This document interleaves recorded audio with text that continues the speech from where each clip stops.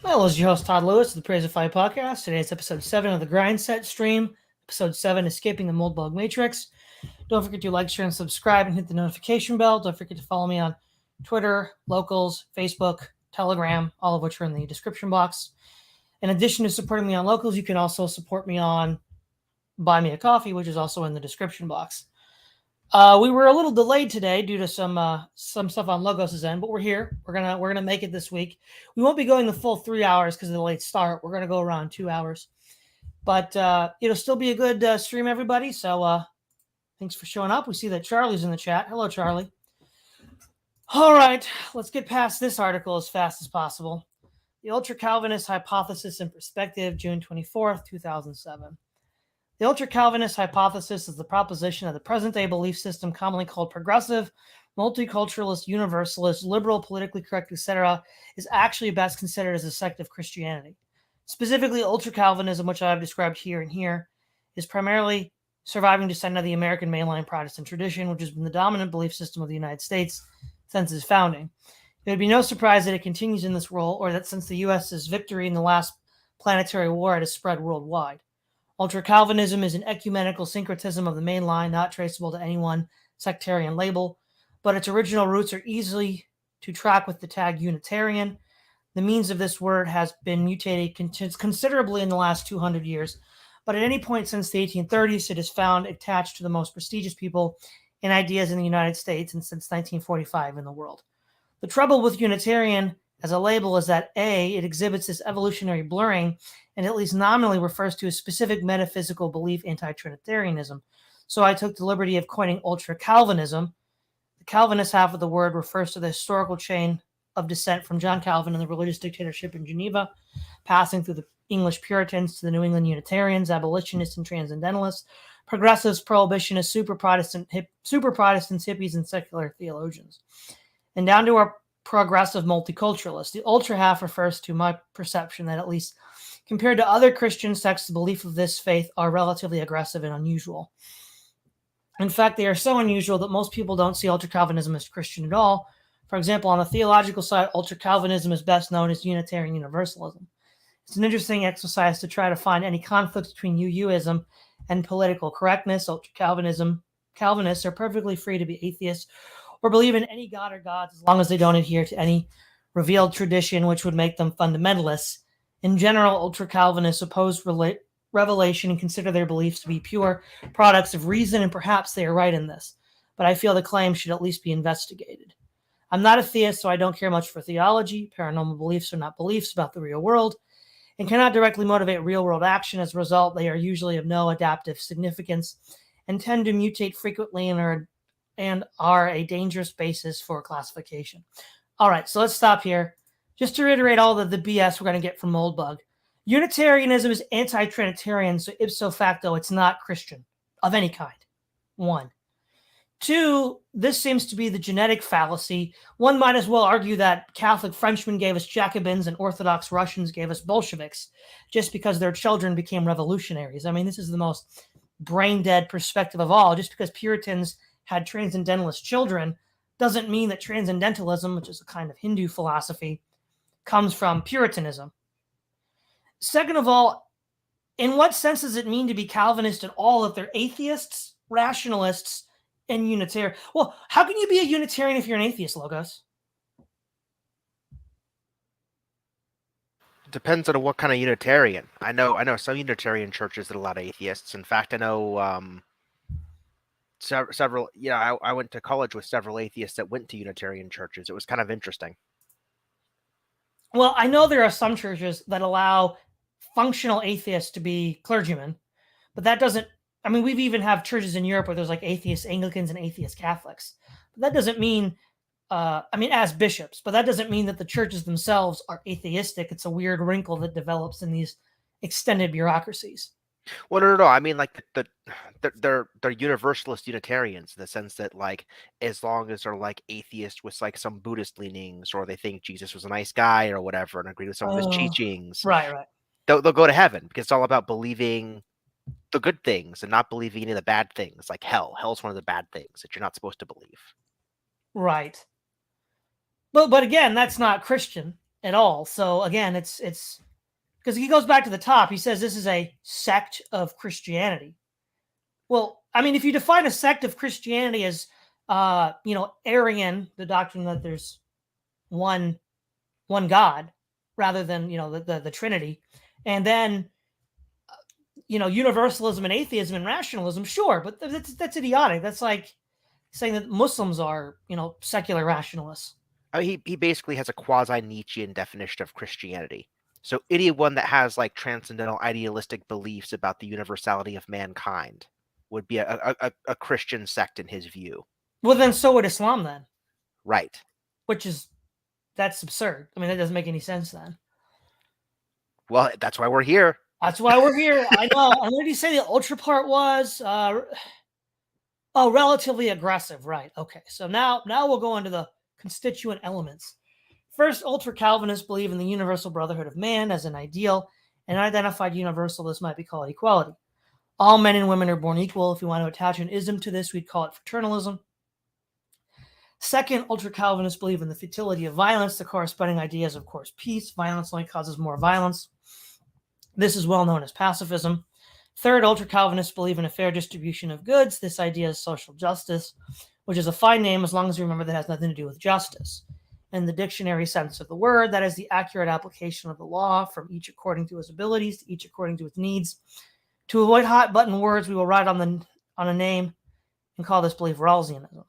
Fourth, ultra Calvinism believes in the managed society. The idea is community, and a community by definition is led by benevolent experts or public servants. Public servants should be professional and socially responsible. After their counterparts east of the Himalaya, we call this belief Mandarism. All right, so I've said this before in other streams, but I'll have to go through it again here. First of all, the idea that you would attach Calvinists to anything to do with the universal brotherhood of mankind is beyond stupid. Calvinists, at their most extreme level, teach double predestination, that God actively chooses to damn some people to perdition. Whereas a weaker form of Calvinism is that God only chooses the elect. So, well, if you're damned, that's too bad, but like God didn't choose to damn you, he just didn't choose to elect you. But that seems like a technicality to haggle over. The point is, this is idiotic. Like Calvinism is the one form of Christianity that is the most opposite to the universal brotherhood of mankind. It's insane. Second of all, the futility of violence. Wait, I thought the Puritans and Cromwell were bloody, violent people, as we read in the last essay. So, of course, that's absurd. I mean, the Confederacy, South Africa, classic Calvinist societies, Oliver Cromwell. None of these are quote unquote pacifistic. Third, ultra Calvinists believe in the fair distribution of goods. I mean, in this case, he's going to argue that it's communism, which is patently absurd. Now, this is not an argument that I make seriously, but by Moldbug's logic, the Catholic Church gave us communism because, for example, Thomas More wrote Utopia, a communist society. Lenin built a statue to More in Moscow in 1918. The Marxist historian Katusky argues that More was the first utopian socialist. There's literally no connection between Calvinism and communism, even at all, even a little bit. It usually goes the other way with capitalism due to Weber. The actual connection, the one actually made by socialists, was to Catholicism. Of course, we had the Jesuit reductions in Paraguay. So again, insane. And then the managed society, I guess, ruled by public servants. I mean, that's just bureaucracy, the managerial revolution of Burnham. It has nothing to do with religion. And again, who has a bigger bureaucracy, the Catholic Church or Congregationalist Puritans? Yeah, so this gets back to what we talked about last week, right? When he talks about Calvinism, what you need to do is replace that with Congregationalism. Because what he's talking about is Calvinism as a reaction to a centralized authority of the Catholic Church, Calvin's theses on the wall and so forth. He's not talking about any doctrinal beliefs. He's talking about basically things that are related in church structure. And so what you do is his basic claim is ultra Calvinism is just the idea of watering down centralized authority and church tradition to the point where any universalist Unitarian church can pop up and believe, roughly speaking, anything they want to be, as long as they believe in like the universal brotherhood of man or some whatever.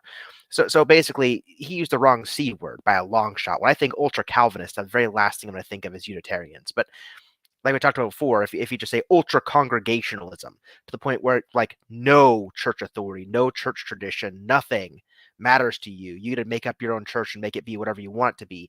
That seems to be what he's trying to do here. The problem is, and here's where he gets dishonest about this, he wants to associate this with a puritanical tradition. And so he's going to call it Calvinist because Calvin was like a big name figure in the puritanical movement that made certain, claims. And if you just call it like congregationalism, well, you could have like a whole bunch of different kind of congregationalists. So you're not going to make the snappy puritanical connection by calling it ultra congregationalism. So he wants to have his cake and eat it. He wants to have all of the pluses from calling something ultra congregationalist, but he also wants to make the puritanical associations, which chose this word choice in the first place. It's just dumb. Well, but it's more than that. It can't be congregationalism because number 4 is a rule by benevolent experts. That's the opposite of congregationalism. Kind of. The rule of benevolent experts sounds a lot more like the Jesuits. Maybe what he's trying to get at here is there's not like a bunch of like authority where like one manager tells managers what to do. He's talking about like spontaneously ordered technocracy where people will just become experts in their fields, and these experts in their fields will invest in public good. And so somebody will get a doctorate in medicine and somebody will get a doctorate in like economics and whatever. And these trained experts are going to meet up and try to help regulate the society, not by government mandate, not by monarchistic fiat, nothing like that. And just because these people are smart, we're going to listen to them and society is going to be better off. It's a very decentralized technocracy is what he's trying to describe.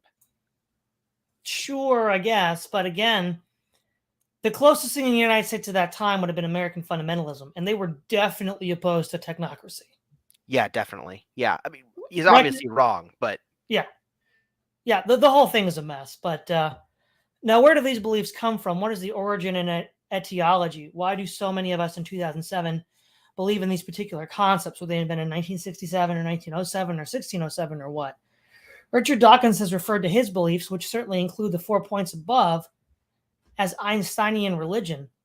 Whoa. The new atheists did not believe in the futility of violence. What is he talking about? They were all gung-ho for the war in Iraq.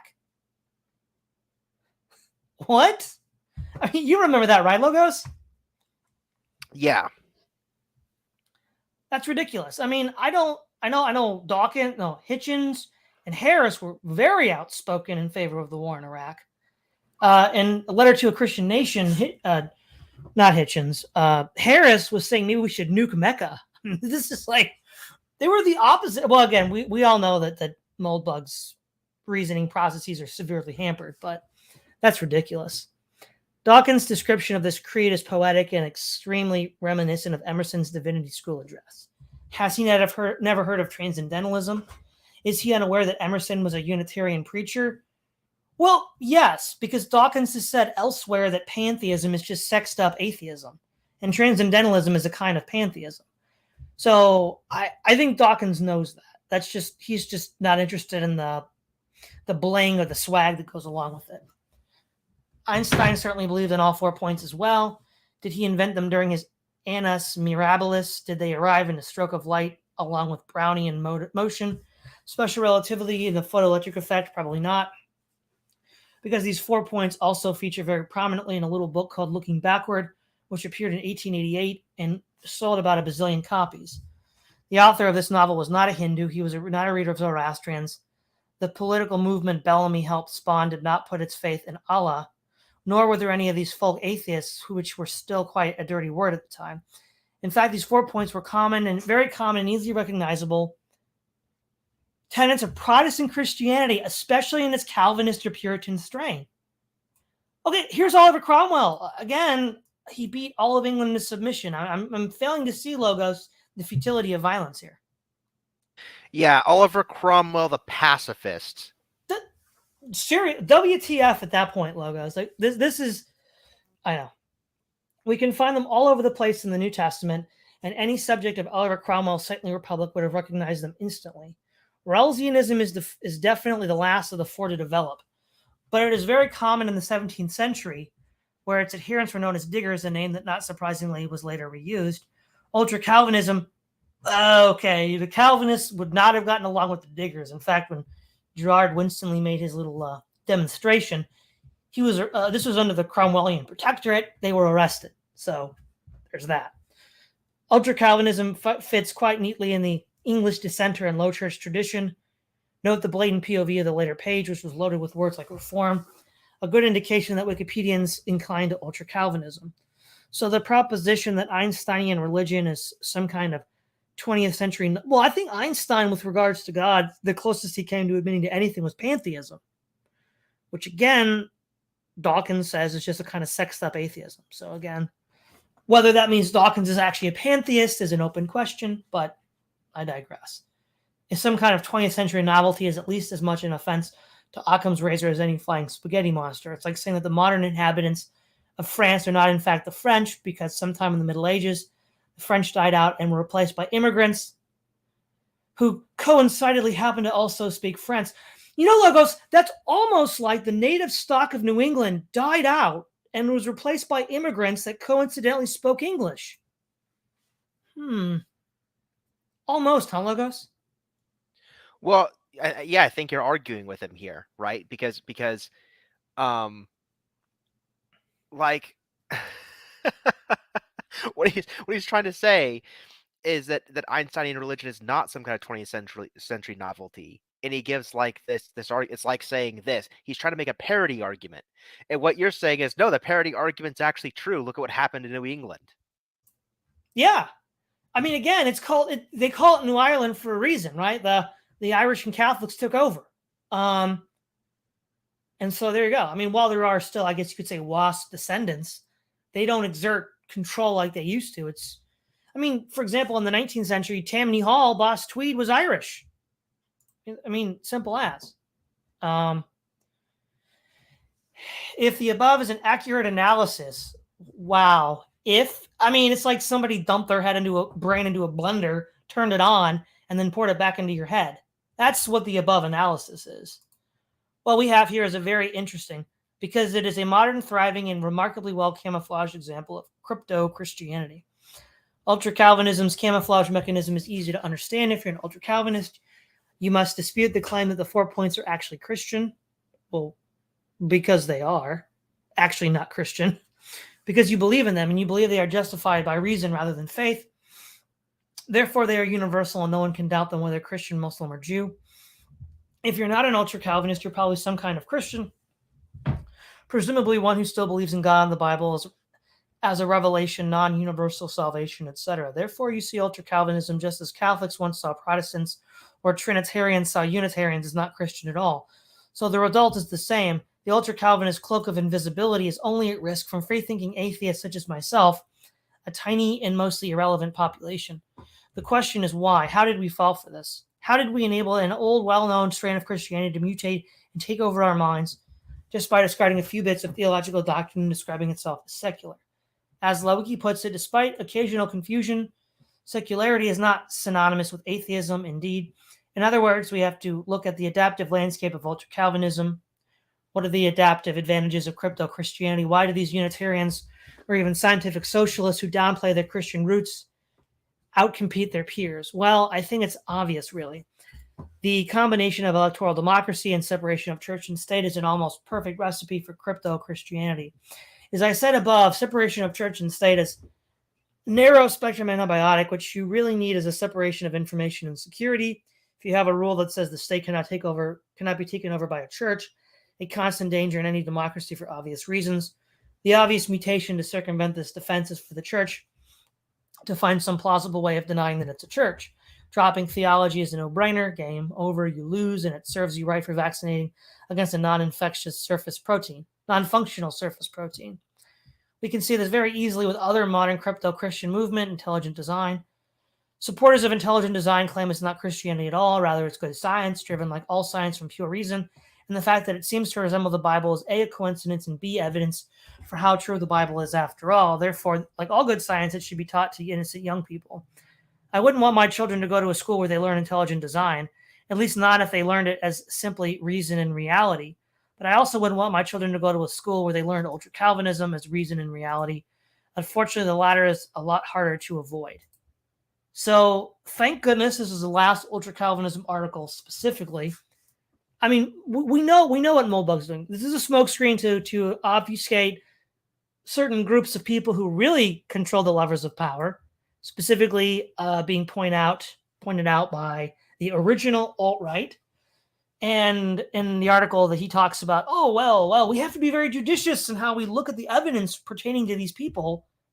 Then, we got to be very actually fedora tip. But, and as he said in that article, you can't blame people for things who aren't there. And there is no such thing as ultra Calvinism. These people don't exist. Or rather, the people he's describing are not ultra Calvinist. I mean, again, if you don't believe in the Trinity, you're not Christian. That's simple. Universal salvation is a separate thing. And the idea that Cromwell was a pacifist is, I mean, what is there to say about this, Logos, but besides what's already been said?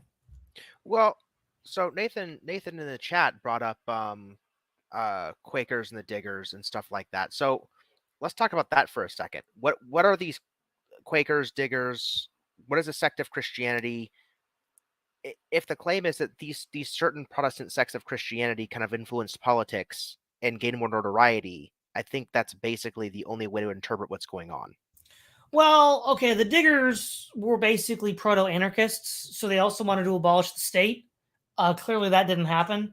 So their strain didn't continue beyond the Civil War. Quakers, on the other hand, a lot like Anglicans, Episcopalians, and Catholics, highly positioned themselves within the bureaucracy of the United States, whether that was educational, political, or financial, and were able to exert great influence on the country. So, Quakers were the early abolitionists in the United States. But I have to point out that the open borders was not pushed by Quakers. It was pushed by Hart and Seller, who were both Irish Catholics. So again, this is just the pot calling the kettle black here. Okay, so there is a tradition of Christianity that might do as he says, but it's not harping on all the things he claims it is. It's not responsible for all the things he claims it's responsible for. But there are ones that are, and he's just not fingering them. Well, like for example, with the Quakers, at best they're somewhere between Unitarians and real Christians, because, for example, they don't believe in water baptism, which again, however you want to hash that baptism debate, water still has to be used in the normal operation of that ordinance, whereas the Quakers don't really believe that. So again, they're somewhere between. They're definitely one of those edge cases. There's from my point of view, and I think from a point of view of a lot of Christians, they're not quite as extreme as Mormons or Unitarians, but they're not within the mainstream of Christian theology. Right, and I think he preempts that, right? Because what he says is that general Protestants will think of ultra Calvinists in the same way that Catholics used to think of the Protestants shortly after the Protestant Reformation. Revolutionaries trying to water down or stretch the confines of the church to carve out a space for them. And so he kind of predicts that usual Christians won't see these kinds of people as Christian. And I don't know. That's just not what he's going for, I guess. He's again making a more Nietzschean criticism of Christianity is like general beliefs about human equality and all these other things. Slave morality, basically, is what this criticism boils down to, is that Christianity is the slave morality system. Right. Christianity is the slave morality system, but by that line of argumentation, he should go to his own people's holy book, the Torah, because that's where it all comes from. I think he'd agree. Moldbug might actually agree, but yeah. His understanding of historical cause and effect is just, like I said, I can't even. This is some of the worst stuff I've seen. I mean, this is like new atheist tier, like, the Dark Ages and everything else. This is like the equivalent of like, Hitchens tier history of the Middle Ages or something. I mean, kind of, yeah. I mean, let me see if I get this right. Here's a story he seems to me to be telling as like a non-historical guy. Um, you have this idea of Christianity. Um, it's got this centralized authority. Now, what's really, really interesting is he's talking about Christianity as deviations from Catholicism, but you and I have been reading the Church Fathers, and so there's like hundreds of years even before the Catholic tradition to look at. So the fact that it doesn't talk about like pre-Catholic Christianity is kind of interesting. But let's just go to the story. We have this idea of Christianity. It's centralized, it's authoritarian. You know who's in charge. So it's got this parallelist, no, formalist rather, structure that he likes. You know who's in charge is the Pope, right? Um, and you got the structure of Christianity. And what he's trying to basically say is you've got all the throughout time, the march of history has been the watering down of this formalist Christian tradition. And as they've been watering down and shedding off the formalist things that make it work, the structure, the church authority, the history, they've been taking broad tenets of Christianity, like, I don't know, universality of man or whatever, and running amok with them. Because once you start throwing off the centralized stuff, you can kind of do whatever you want. And so he's talking about like these as like random mutations. Like once there's no control over how Christianity can evolve, it's just going to mutate into a bunch of random strains. And then what he seems to be saying is, in the 20th century, we found the one that worked. They thrown off enough of Christian doctrine and authority to basically cloak themselves as a non-religious force. And because they've cloaked themselves as a non-religious like force, they can undermine the separation of church and state wall and go for it. And so that's basically how he's trying to characterize history. Right. Well, okay. So I'll have to then construct the parallel understanding here. So these ideas of the 18th century, right? Liberalism, these revolutionary ideas, the idea that they have anything fundamentally to do with Christianity is insane. So a really good example of this is Fire in the Minds of Men by James H. Billington. Billington was at one point the head of the Library of Congress. He's a 33rd degree Freemason. He argues that these revolutionary traditions of equality, fraternity, beginning in the French Revolution, are the result of esoteric secret societies. So, broadly speaking, we have Western Hermeticism, which traces its origins back to ancient Egypt with Hermes thrice great, Hermes Trismegistus. Hermes is both a Greek god and also a man, but also a lot of the Greeks believe that men became gods. So, presumably in this Hermetic tradition, Hermes thrice great is such a great magician, he becomes a god. And then from there, you get, these secret societies, most famously, of course, the Freemasons, the Illuminati, the Rosicrucians. And so all of these groups have this, and it changes throughout history. And that's also Gnosticism. So we mentioned some of the Gnostic sects a few days ago in reading Justin the Martyr. And some of the most famous would be like the Manichaeans, which were the time of Augustine. And then there was in the Middle Ages, the Cathars in France. And then, of course, Mirandola in the 16th century and the 15th century in the Renaissance Italy. All of this comes from that tradition.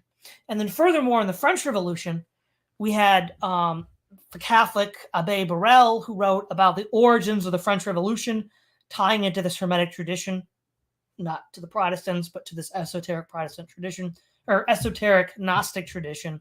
And then we had Proofs of a Conspiracy by, Proofs of a Conspiracy. That was the other one about the French Revolution. John Robinson, who was an Englishman. And he also tied it to these esoteric secret societies. In fact, this was a common interpretation, which you can find in the free online Catholic encyclopedia from 1913. And these secret societies, which in fact, the Catholic Church used to be quite critical of, is very silent on it now. Even the trads don't seem to be aware of what used to be written about these societies. These are the groups from where we get all of this egalitarian nonsense, all of this liberty, equality, fraternity, French Revolution stuff. And this used to be common knowledge. I mean, the Masons, there was an anti-Mason party in the United States in the 19th century. There was I think John Quincy Adams was anti-Mason. And then also you had a guy who wrote about the first three Masonic oaths, which he wasn't supposed to reveal and later died under mysterious circumstances. So actually, in the 19th century, there was a Protestant Catholic agreement on where this was coming from. Esoteric secret societies. Well, there we go. I think that about sums it up. Yeah, and like I said, that's where the actual history of this idea comes from, and refusing to identify that means we haven't beaten it yet, because we're not going for where it comes from. All right, is this some Or poetry? Yeah. Yeah, we'll skip it. We don't need the poetry. More? I thought we were done with this, Logos. Look at this. Yep. Well, we're not done. Wait a second. We have ultra Calvinism, crypto Christianity, and now crypto Calvinism. Like, is he just like putting together words as he goes along? What is this? Yeah, it's this is what happens when you put your brain in a blender, I guess. Crypto Calvinism slightly tweaked, June 26, 2007.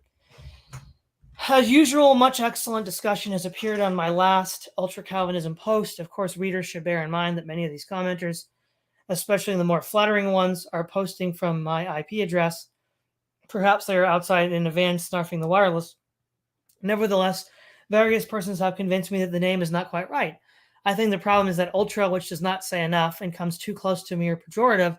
So, on further reflection, I prefer crypto Calvinism, meaning two things: that, like Calvin and his direct result of his intellectual heritage, crypto Calvinists are building the kingdom of God on earth. That's post-millennialism. I'll have more to say on that later. A political system that seeks to eradicate every form of unrighteousness, and that they prefer not to acknowledge his characterization of their mission and heritage. One of the problems is that there's already an early Lutheran schism called crypto-Calvinism, but then again, there's also something called Calvinism. Well, that's never stopped him before, right? He'll use idealism in a completely non-standard use, right, Logos? Yeah. But these terms are customarily used to describe theological doctrines, such as predestination, grace, etc. I find it fascinating to observe the fights people once had over Christian theology. Once had. I mean, even in 2007, this guy was not on Christian chats and forums. Modern readers, especially non-theists such as myself, but I suspect also Christians, have trouble understanding the emotional investment in these details of the heavenly universe. Perhaps it's easiest to see them as a mere tribal identifiers, the 16th century version of Manchester United, Hamas with the Crips. This strikes me as disrespectful, though, and presentist. Readers with a better eye for history are invited to comment. In any case, my interest, and I think that of most readers, is not a theology, but in culture, government, and the evolution of ideas. Stalin, for me, remains part of the history of Marxism, although a few points of Marxist doctrine can be identified in his actions.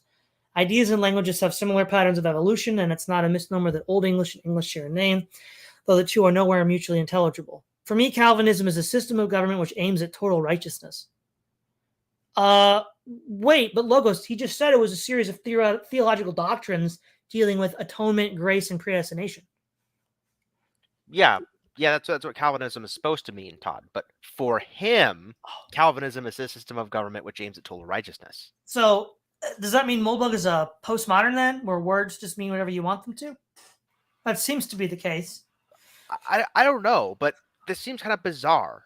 Why pick on Calvin for this? I mean, why not pick on Plato's Republic? Why not pick on Aristotle? Wait a second. Didn't he say that all of this was idealism and all this was the fault of Plato? Like, what is Plato, some kind of a crypto Calvinist? Is that really what he's going to say? Because I'm going to take umbrage with that.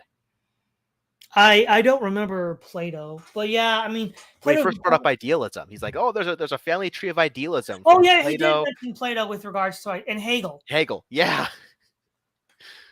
As Stefan Zweig describes it in his wonderfully dramatic "The Right to Heresy," Castellio against Calvin, a master of the art of organization, Calvin had been able to transform a whole city, a whole state, whose numerous burghers had hitherto been freemen, into a rigidly obedient machine, and had been able to extirpate independence and delay an embargo on freedom of thought in favor of his own exclusive doctrine.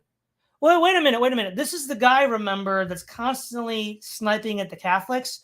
Who controlled Geneva before Calvin? The Catholics. So is from his point of view, are we supposed to believe that there was free thought under Catholic Geneva? I don't know. I mean, right? I mean, this again, it doesn't make sense.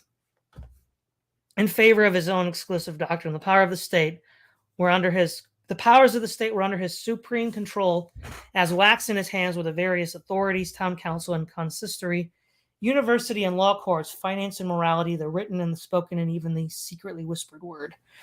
Zweig describes the consistory, Geneva's religious police. The members of this moral cheka thrust fingers into every pie. They felt the woman's dress to see whether their skirts were too long or too short, whether these garments had superfluous frills or dangerous slits.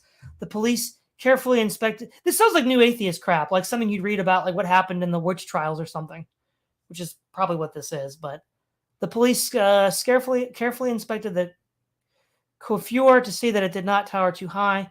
They counted the rings on the victim's fingers and looked to see how many pairs of shoes were in the cupboard. From the bedroom, they passed on to the kitchen table to ascertain whether the prescribed diet was not being exceeded by a soup or a course of meat, or whether sweats or jams were hidden away somewhere. Yeah, this is definitely new atheist here, but I guess we have to keep going. And the burning of Cervantes. The chains attached to the stake were wound 4 or 5 times around it and around the poor wretch's wasted body. Behind this and the chains, the executioner's assistants then inserted the book and the manuscript which Servetus had sent to Calvin under a seal to ask Calvin's fraternal opinion upon it.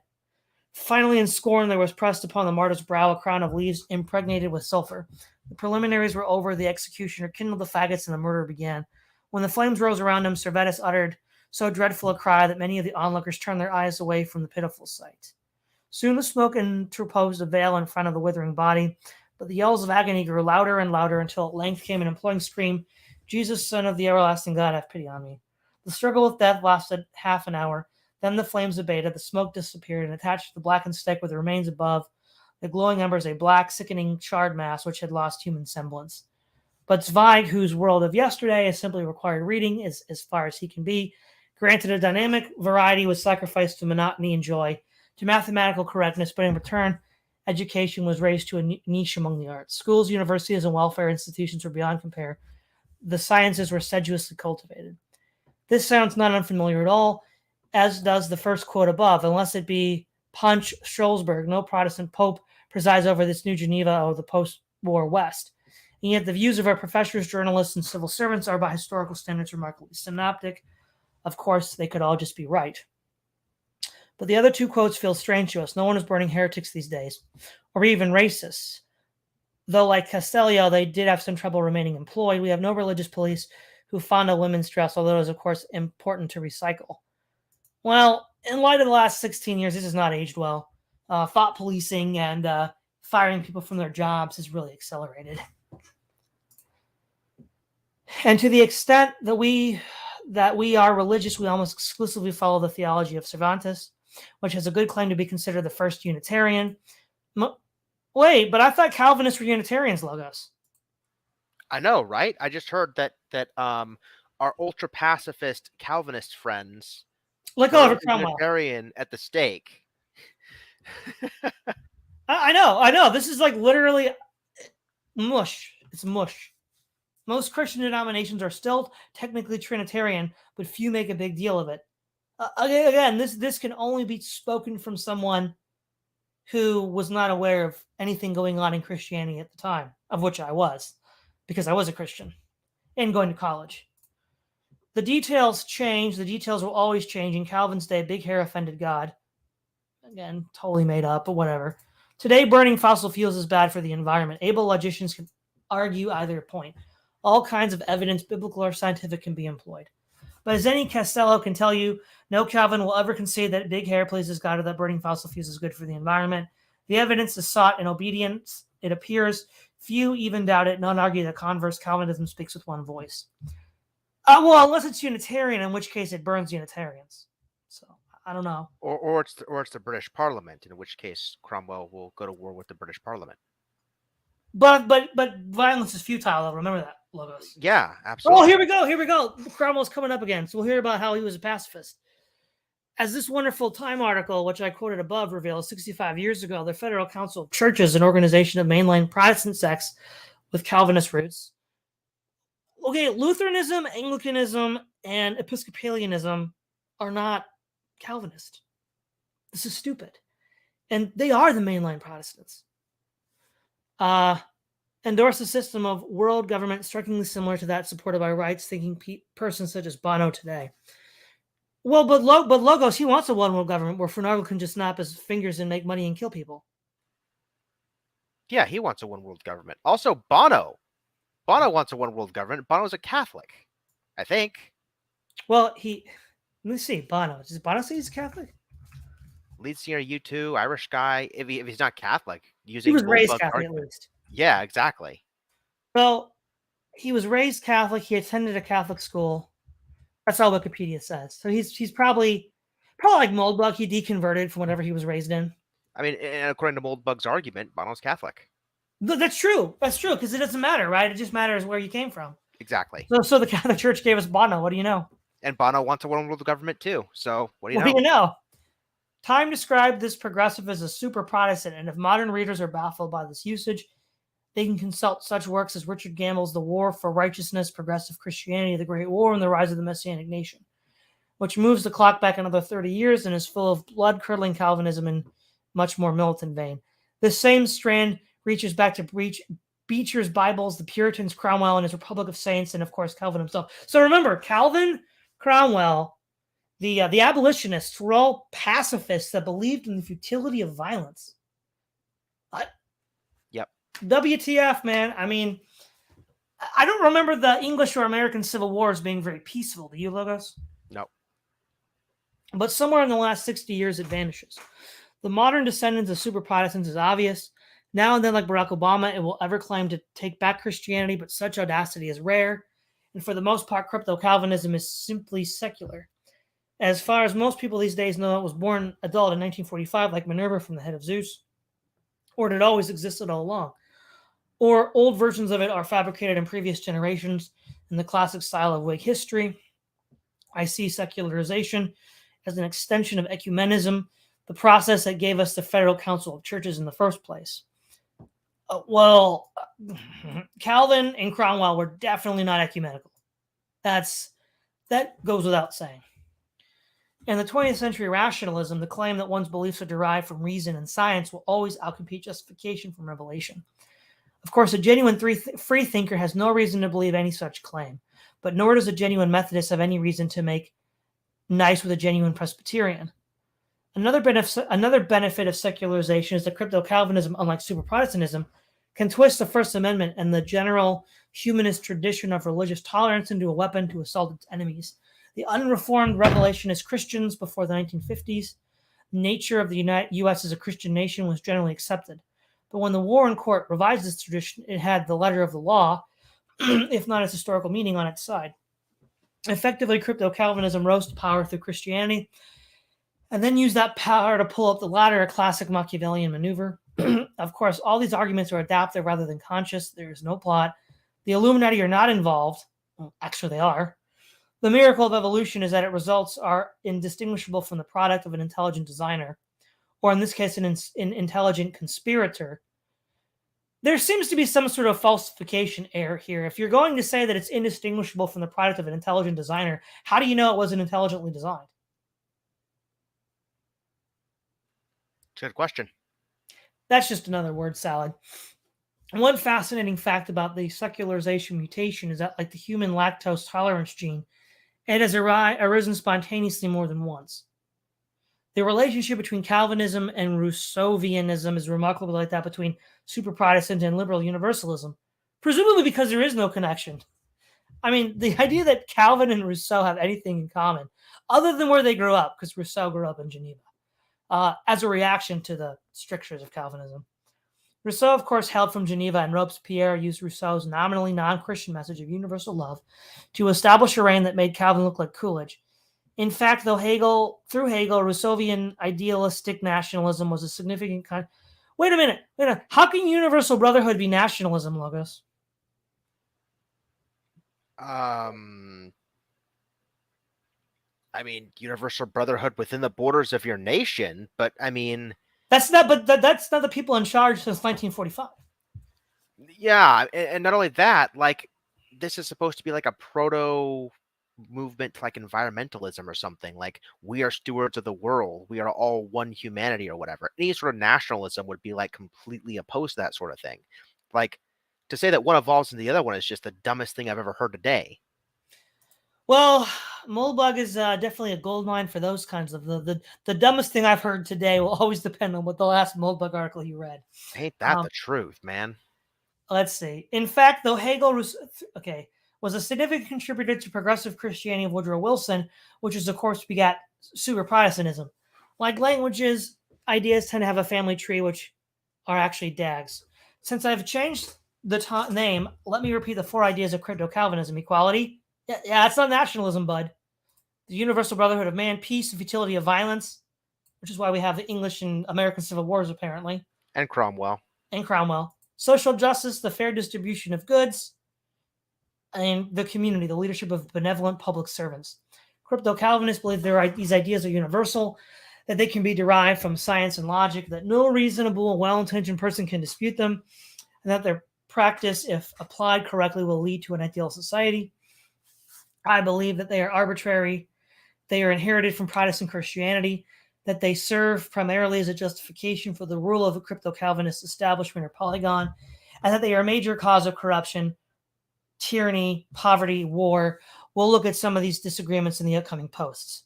Okay, so one thing I want to say, I'm going to go back a couple articles, just reiterate where this is all coming from and why he's doing this, because we're gonna deconstruct Moldbug again here. It was this one. Why I'm not an anti-Semite. He's really butthurt about Kevin McDonald. This is all basically him deflecting from Kevin McDonald's charge. And I think what we can conservatively say is that Moldbug thought it was a very good argument. So good that he had to invent this whole smokescreen to deflect from himself. Because otherwise, he wouldn't, if this was a bad argument that Kevin's making, he wouldn't feel threatened by it. He wouldn't feel motivated to make this change. So I think what we can say is that Kevin made a fairly compelling argument, at least in the eyes of Moldbug, so compelling that he wanted to deflect attention away from himself. Because last I checked, there are no Protestants on the Supreme Court. There are members of the tribe and there's Catholics.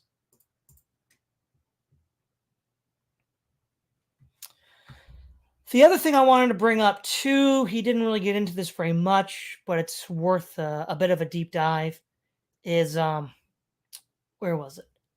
His definition of Calvinism about, here we go. Calvinism is a system of government which aims at total righteousness. So apparently it's not a religion. Interesting. By that definition, though, the Catholics are Calvinist, right? Because like in the Middle Ages, when they wanted to root out heresies, or in Latin America with some of the utopian experiments like the Jesuits, isn't that exactly what they did? Like Augustine's City of God.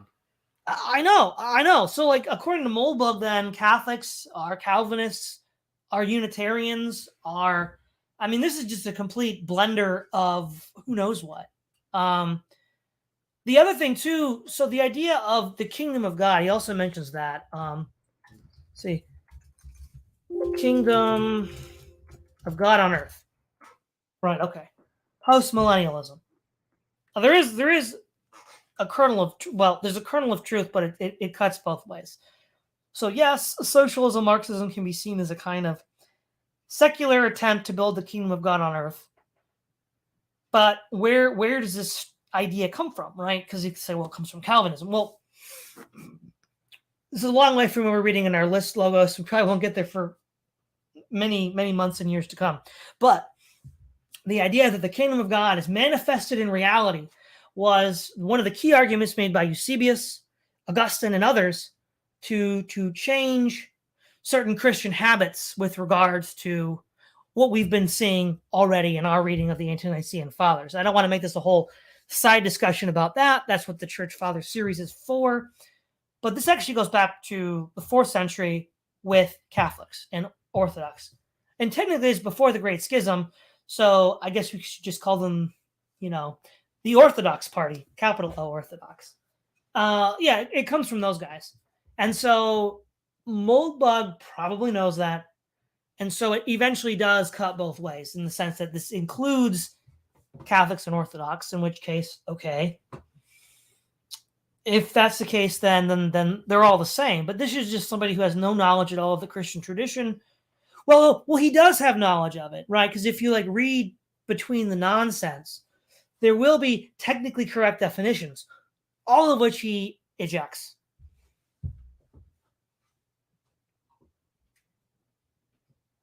Yep, I agree. All right. Seriously, Logos, I'm not getting a break tonight, am I? No, this is all you, man. This is all you. Have the fun. Rawlsian God, Crypto Calvinism in Action, June 28th, 2007. All right. Regular visitors to this dank intellectual alley will be familiar with my obstinate insistence that progressive idealism, multiculturalism, liberal universalism, or any similar label for the set of thoughts that all good people think are not just good thoughts, but in fact the dominant modern sect of Christianity.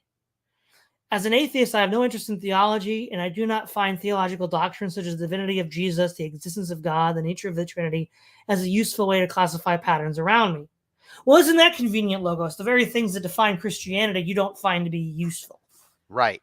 Yeah. It's funny that when you throw off all the things that makes Christianity, you can call everything Christian. It's amazing how that works. It's funny how that works.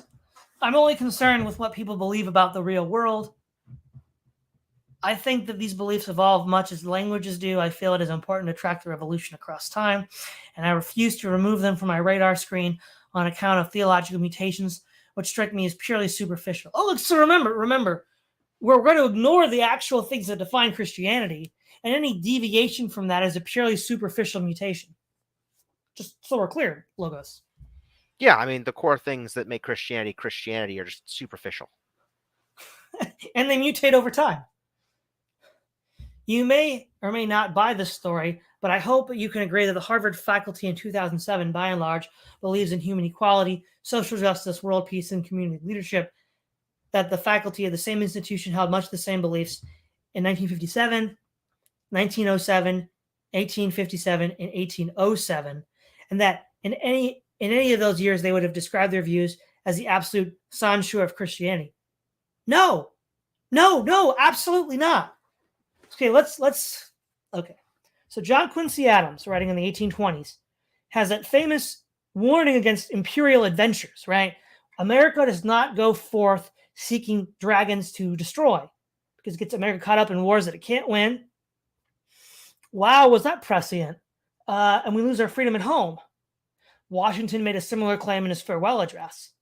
1807 would be the presidency, I think, of Thomas Jefferson, his second term. That's idiotic. This is absolutely not what somebody in 1807 would have thought. 1907 was the heyday of the Wilsonian progressive Christianity, which is, of course, at the time, Logos, because, Wilson liked, I can't think of that. What was that silent film about the Klan? Remember that, Logos, everybody Birth hated? of a Nation? Yeah, Wilson loved that. Progressivism at that time definitely did not believe in equality. So 1907, that would be like the Wilson days. I mean, he's just literally pulling this out of his backside. Yeah, but are these all Harvard graduates? Yeah. Let's see. I think Woodrow Wilson. Where did he go to school? Oh, sorry, not graduates, faculty. Faculty is making a very targeted claim. Are these all faculty at Harvard at this time? Yeah, let's see. Let's see. Where did he go to school? Well, at the time, those were the popular ideas. Oh, he went to Princeton, but so no, the idea that the ideas of 2007 were the ones in 1907 or 1807 are patently absurd. They would not have believed these things. Perhaps I'm just naturally suspicious, but it strains my credulity slightly to believe that sometime in 1969, the very same beliefs were re-derived from pure reason and universal ethics whose concurrence with the New Testament is remarkable to say the least. At least for the purpose of abusing it, I call this sect crypto Calvinism. Crypto because it conceals its ancestry, and Calvinist because it is the leading direct descendant through the New English Puritans of Calvinism proper. In the second base, it resembles Calvin's Geneva's theocracy in many details, most strikingly its fondness for official truth.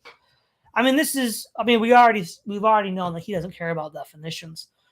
But this is something that we've seen also with the ethno-nationalist brand of the dissident right, which is bizarre, right? Let's just settle this once and for all. So Madison Grant and the Passing of the Great Race, who was considered an influential writer amongst the ethno-nationalists, argues that of the two branches of Christianity, Catholicism, Western Christianity, Catholicism, and Protestantism, that it's the Catholics that are more inclined to miscegenation and mixing and universal brotherhood of man than the Protestants. And he points to North America with the United States and its miscegenation laws, and South America.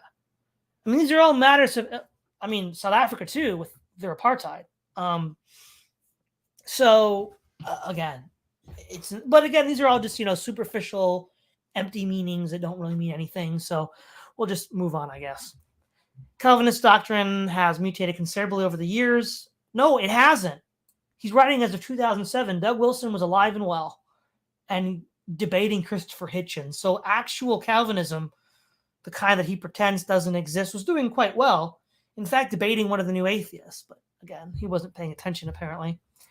Especially, but not exclusively, in the theological department. Today's hippie creed of universal love, though it owes less to the 1960s and the 1830s, would come as quite a shock to the grim old doctor.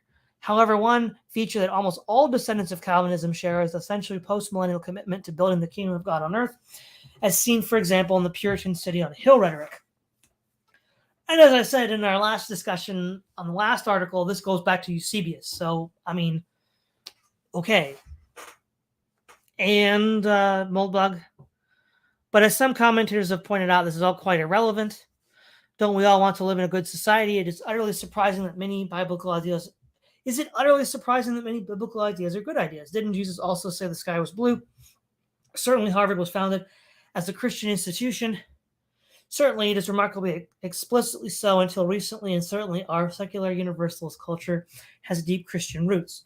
But in the liberal post-war era, we wisely discard the aspects of Christianity that are obsolete and superstitious, while retaining its sound ethical core, reinforced with a bracing dose of modern reason and science. This is a very sensible argument. No superficial rhetoric can dismiss it. Certainly there's an element of what one might almost call McCarthyism in my attempts to connect universalism with Protestantism. Of course, McCarthyist techniques of guilt by association are routinely applied against NS, fascist, racist, and other bad actors, but this doesn't make them good. The Third Reich, for example, was the first Western state to connect smoking to lung cancer, which doesn't make you want to go out and buy a pack of Marlboros. All right, so just to reiterate here, Moldbug is very, very upset that the left has a certain narrative about the rise of the state with progressivism vis-a-vis corporate power. And he's saying that, they blame people that don't exist, i.e. the racists that prevent us from having this perfect utopia of peace and love. And I'm like, okay, but, Moldbug is doing exactly the same thing. So maybe that's why he had a new blog called The Gray Mirror, because Moldbug is the mirror to the progressives. Yeah, I just think that Moldbug is a progressive, and any protestations to the contrary are just superficial, Todd. Well, there you go. Yeah, because it's not meaningful, right? This is just a mutation, right? This is just... Yeah, he's just a few mutations shy of the progressive thought, Well, right, because all progressivism is just maximizing efficiency, right? It's just being efficient, and so it is absolutely. If you read the 19th and early 20th century progressives, that's exactly what they said. So Moldbug just wants to be more efficient than the efficient. So, he's just to use evolutionary language, right? He's just a progressive adapted to a new environmental setting of the digital age. Yep, there you go. Right. The population selection dynamics of the digital age have created a new progressive, the Moldbugian progressive. The belief system I call crypto-Calvinism claims to be pure product of philosophy, not a mere evolution of blue state mainline Protestantism. Similarly, the modern intelligent design movement assures us that its association with red state Christianity is just as coincidental. The only way to refute these claims is on the merits.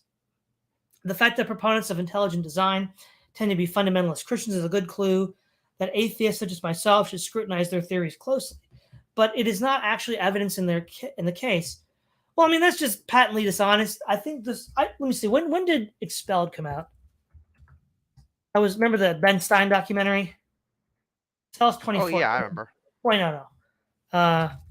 When did that come out? 2008. Okay. a lot of these it's pretty close. But there was a guy named Berlinski, not atheist, an agnostic Jew. And he was an advocate of at least entertaining the possibility of intelligent design. And so, again, the proponents from the Discovery Institute, which is the think tank at the time that was producing it, were from all different walks of life. So again, well, see, this is so weird, Logos, right? So Moldbug is an engineer. Well, at least he likes to pretend that he is because he says everything is an engineering problem. So I follow the intelligent design debate closely back in the day. What neo-Darwinists used to say is the problem with all you intelligent design guys is that you're engineers and that you look at these signs of design in cells through an engineering lens, which leads you to intelligent design. So actually, Moldbug is just, he should accept it because the people that are more inclined to accept it are engineers. Yeah. What if the cell is just an engineering problem, Moldbug? I mean, why not? I mean, political society is, right? Why not the whole universe? There you go. The only way to refute these claims is on the merits. Okay, I already did that. But it's not actual evidence in the case. Likewise, the fact that multicultural universalists embrace ideas closely related to their own Christian forebears could explain, if those ideas are unrelated to reality, how they got to be so popular and successful. But it goes nowhere at all towards showing the if. Well, no, that's absurd. I've already established that Calvinism doesn't teach any of these things. So no, it's absurd.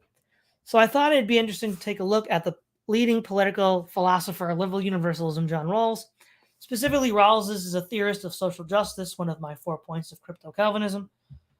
Actually, I don't just want to take a look at Rawls, I want his head for my mantelpiece. The trouble is that so many writers have debunked Rawls so completely, Nozick's treatment is perhaps the most thorough, that the best anyone could hope for now is a cheap Chinese copy.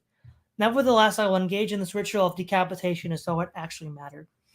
My contention is that Rawls is not a philosopher but a minister. Like his Calvinist forebears, he is trying to establish the kingdom of God on earth. Unlike them, he doesn't admit it. The basic thrust of my attack is to make the Christian aspect of Rawls' theory explicit and note how much more sense Rawlsianism makes in this light and how little sense it makes when we take the light away.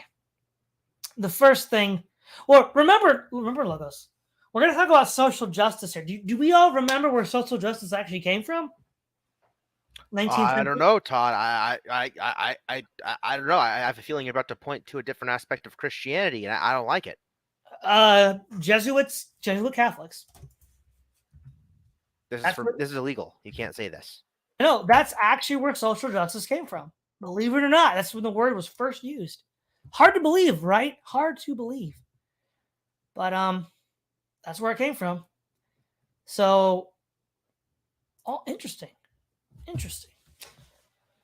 First thing we notice about Rawls is the title of his famous book, A Theory of Justice. As I've mentioned before, this is not just hubristic, but actively Orwellian. For about the last 2,500 years, the word justice and its various Indo-European predecessors have meant the accurate execution of the law. Okay. This is my inner etymologist here is going to come out. I'm going to go to the etymological dictionary and look up justice. What does the word mean? Okay, etymological dictionary, justice, noun, the exercise of authority in vindication of right by assigning reward or punishment. Also, quality of being fair and just, moral soundness in conformity to the truth, from Old French justice, justice, legal rights, jurisdiction, and Latin justitia, righteousness, equity, from iustus, upright, just. Oh, we got the word equity in here, Logos. I don't know. I think the etymology got it wrong. Oh, right. I mean, they must have got it wrong, right? Well, you see, the etymologists are just crypto-Calvinists trying to hide their tracks, Todd. Of course. So, the accurate I mean, again, this is just something he's pulling out of his backside. Because first of all, Logos, how do you know the accurate execution of the law doesn't pertain to equity? Well, exactly. When in the Latin it does. I mean, it's just like I don't know. It's just so ridiculous. See, okay. You know what it is? I got it. I'm gonna take the mask off Moldbug and I'm gonna expose what's beneath. Moldbug is a crypto libertarian, and so for him, all rights are property rights. So for him, justice is just the protection of property rights, in which case there's no equity.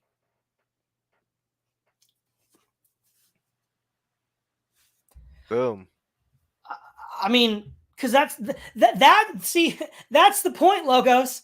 It's all projection. For the last 2,500 years, justice was not narrowly defined as defining property rights, which is what we know it's what Moldbug wants to do. It goes back to his very first article, very first one on formalism. He reduces everything to property rights. Yeah, I mean, everything else is a moral question, and we're not going to worry about moral questions. We just want to have a law that just gives a perfect description of who owns what property. Well, in that case, we should just accept the formalist utopia of the People's Republic of China, because it's clear that the Chinese Communist Party owns everything. Done. Boom. That's illegal. That's illegal. You can't make that example. And we know who's in charge. The president of the Chinese Communist Party. It's done. I mean, very formalistic. It is the most formalistic. Pure formalism, right?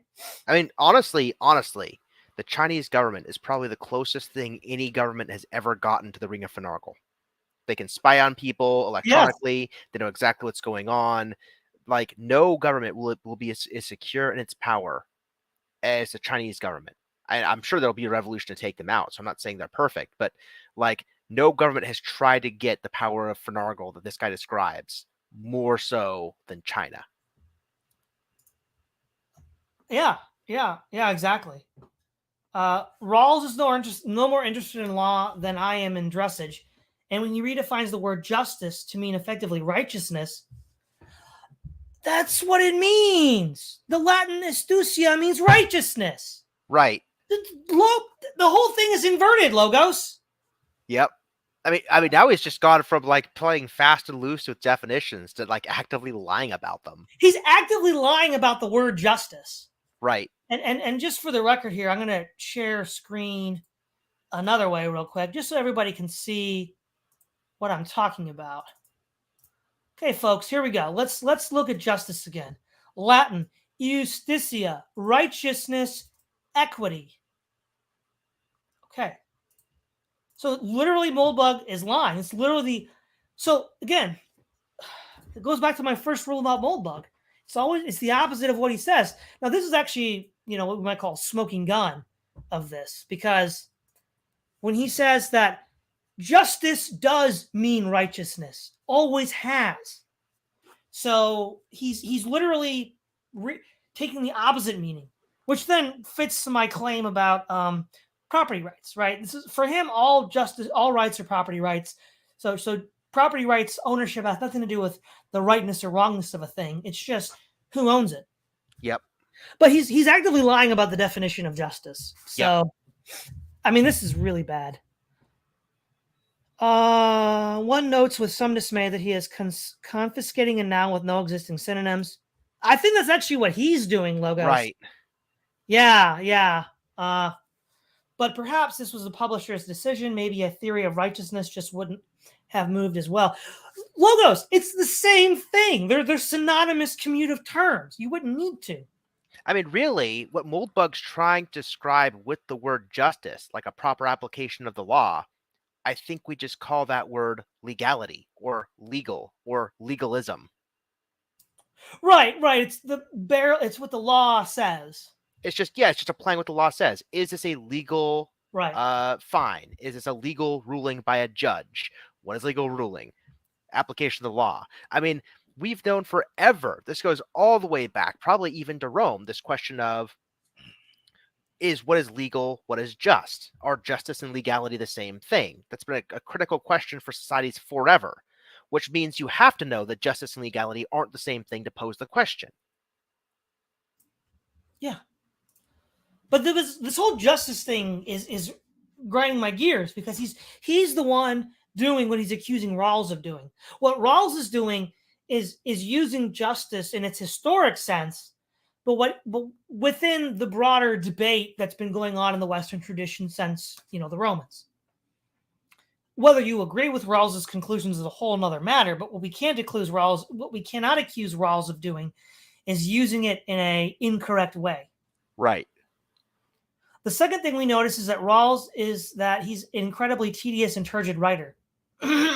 Logos, I think he means himself. He means himself, straight up. I've never read Rawls, so I don't know, but I'm sure as heck thinking Moldbug's talking about himself. He has one idea which he repeats at length that's simply unbelievable. Bad writing is worrisome in any defense of the status quo because it fails Audin's ogre test, but again, it's not conclusive. So let's take a closer look at Rawls's ideal, the famous veil of ignorance. But let's try it out in the context where it makes the most sense to the kingdom of God on earth. Suppose God did in fact exist. Suppose he was omnipotent, omniscient, and infinitely benevolent, employing an arbitrary number of angels to achieve his perfect wishes. Now there's his Catholic jab, because that goes back to scholasticism, angels dancing on the head of a pin.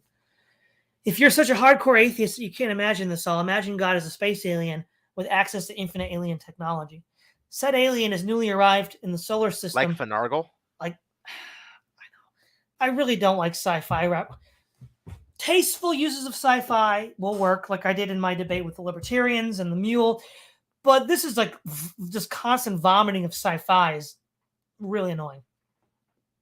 Said alien is newly arrived in the solar system and wishes to establish his kingdom on Earth, perhaps on account of its water-based ecosphere, mild climate, and excellent chocolate. Because he is in fact God, implementation details are not a concern, and because he is infinitely benevolent, he wants the best for everyone, therefore he consults John Rawls. Rawls tells him that an ideal society would be the one chosen by arbitrary humans who are unaware of the position they are to occupy in that society. So, for example, a Rawlsian might ask, who should be paid more, a NASCAR driver or a truck driver? The observer behind the veil of ignorance is likely to say the truck driver should be paid more because driving in the Daytona 500 is a hell of a lot of fun, and hauling a load of sofas from Chicago to Vegas is no fun at all. Unless the truck driver is paid more to compensate for this inequality, he or she is relatively disadvantaged, an outcome the observer, who could have no reason to fear assignment to this role, will seek to avoid. Okay, put on the brakes. This is a completely absurd thing to say, because he says Rawls's veil of ignorance only makes sense if you have an omniscient God. No, literally it doesn't, because God would already know what the maximum good for the greatest number is. Rawlsianism only makes sense if you don't know the future, because that's why it's the veil of ignorance. Well, right? Yeah, exactly. Why would you need a veil of ignorance politics in God's kingdom on earth? You wouldn't. Literally, by definition, you wouldn't. You wouldn't. It's the last place you'd need such a thing. You wouldn't need any particular political philosophy in God's kingdom on earth, because God's just going to tell you how it goes. And if God is a standard of goodness by definition, or whatever the Christian position is, then what God says is necessarily the best outcome. Done. Like anything else is meaningless. Done. You know, Logos, this might actually be new for me. I didn't think I could you could be worse than your average libertarian, but I think Moldbug took your average libertarian and this made him worse. Because I remember when I had my debates, for example, while I won all of them and only Kinsella was rude, Block and Murphy were, decent enough. I mean, this guy is deliberately out and out lying all the time.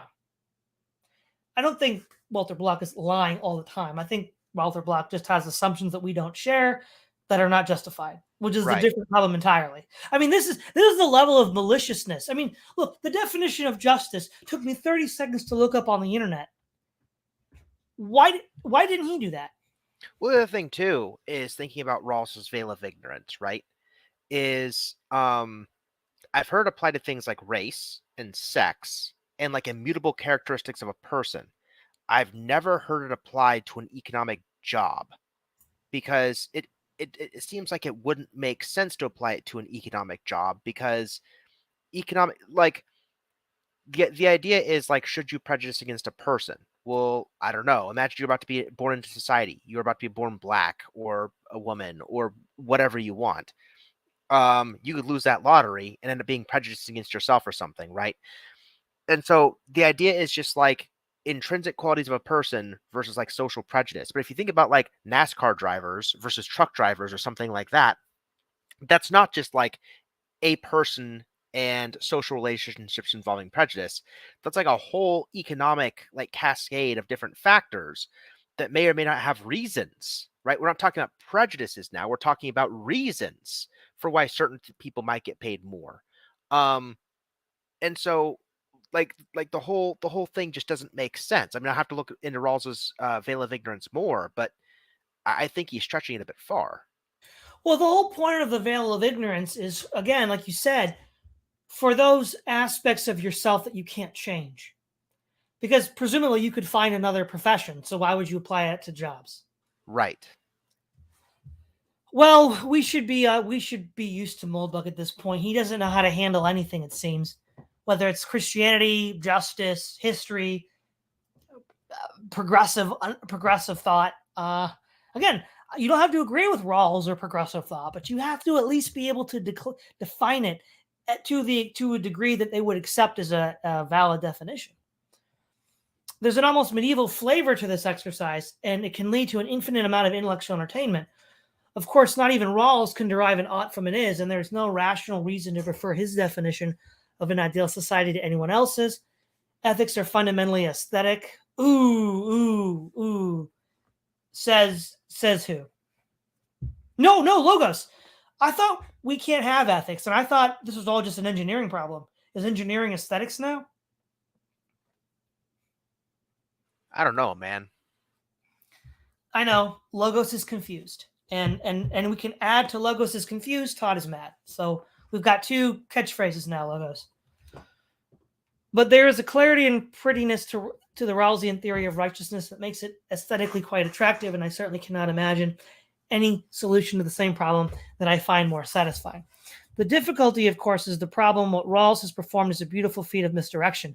His imaginary problem is perfectly designed to misdirect the thinking man's attention away from the real problem. In the kingdom of God on earth, God finds it very easy to make sure NASCAR drivers are paid less than truck drivers. No one can disobey God. He assigns us to our roles. He directs our very movement. If God tells you to turn left at the next right, you don't hang right. The question is, what relevance does this have for the actual problem of government? The answer is none. Whoa, hold on, Logos, hold on. If any appeal to a sort of divine role, which again has no causal effect on the world, has no actual relevance to government, you know what else doesn't, Logos? Aliens with magic rings. Yep. None. So let me rephrase this. The question is, what relevance does the Ring of Finargle have for the actual problem of government? The answer is none. So there we go. There right? we go. Comes full circle. As Madison put it, if men were angels, we would need no government at all. That's not true. I mean, he said that, yes, but I'm saying that's not true in an absolute sense. That might have even been a rhetorical thing that Madison was saying. Because, I mean, right, government is the rule of governing, so technically angels still exist in a hierarchy and are told to do things by God or angels above them. So, in Rawls's kingdom, we are not angels, but we are governed by angels. The great engineering problem of designing a system in which fallible humans can govern each other and get along simply does not exist in Rawls's philosophy. Of course, Wait, what? Go ahead, Logos. All you. Well, it just doesn't make sense. The entire problem is that we're a bunch of fallible humans. That's the entire part of the veil of ignorance. If we were all angels, I could like dial up God and be like, yo, what's up? What should we be doing today? Then you wouldn't need any of this. I know. No. Of course, Rawls does not actually say this. He just encourages it by setting up an ideal of righteousness that only divine rule can achieve. No, literally Moldbug. This is like the opposite of divine rule. You wouldn't need the veil of ignorance if you had God. We've already gone over this. I'll keep going. Well, I want to say something before you do, right? Let me make a swap here like you did earlier, right? Of course, Moldbug does not actually say this. He just encourages it by setting up an ideal of unsurpassable authority that only divine rule can achieve. Omnipotence, yeah. He's already done it. He's already done it. And remember, the only way to actually have a real definition of control is if your control of a territory is unchallengeable, which is impossible. Nobody, in the same way that you can't build this perfectly righteous engineering problem, you can't build a perfect political system that gives complete control to anyone in charge. Even Joseph Stalin and Mao had to worry about disloyal party members. Exactly. So again, he's the progressive mirror. He wants to take this absurd extreme and then take it to its logical conclusion, even though it's not actually possible. Rawls supplies the perfect distraction to help his readers forget that in reality, men are governed only by men, and history knows only two kinds of government, those based on law and those based on violence. For example, in the NASCAR Teamster example, what sort of law would ensure a Rawlsian result? Do we have wage and price controls Nixon style? The odor of medieval Christianity is unmistakable. So wait a minute. So apparently crypto-Calvinism is medieval Christianity, Logos. Checkmate, Pope. Sorry. What? Right. I can't. What? Yeah, I know. So Rawls is a crypto-Calvinist who's also medieval. I mean, that's half of it. That's half of it. He's talking about like price controlling wages and a bunch of other stuff like that. It's like, look, Rawls isn't saying we'd have perfectly equal wages, but Rawls is saying that peasants are only take like a certain level of inequality before you get 1917 Russia or the French Revolution or something like that. Well, by the way, you know who said this long before all of this happened? Papa Aristotle. Yeah. So is Aristotle crypto-Christian confirmed? Yeah, he must be a crypto-Calvinist, a progressive, and a Unitarian. All of them. Yeah, Aristotle's just that basic. That's ultimately the nub of Moldbug's problem here. Moldbug wants to have the unlimited acquisition of wealth, and he's delusional enough to think that he'll be the one running BlackRock. Right, which means he's completely missed the point of the veil of ignorance. Yeah, and he won't be running anything, let alone BlackRock. No. There's an almost medieval flavor to this exercise, and it can lead to an infinite amount of intellectual entertainment. Of course, not even John Rawls can. Oh, I did that. Where was it? Aesthetic. We did that. Okay, turn left, hang right. Nixon style. Medieval, right. The odor of medieval Christianity is unmistakable. You could almost taste the sumptuary laws. Or would these even be laws? In keeping with its derogation of mere formalist justice, Rawls's philosophy is profoundly anti-legal.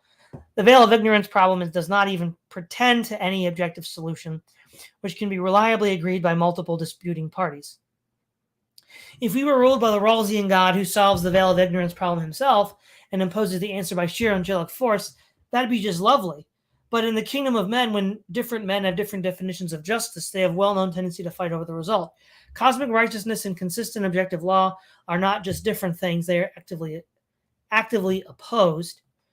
Arbitrary rules whose derivation is entirely historical, but whose result is absolutely clear, such as property titles, are often the only way to define a consensus that everyone can agree on peacefully. Well, no. That's 1917 Logos. French Revolution.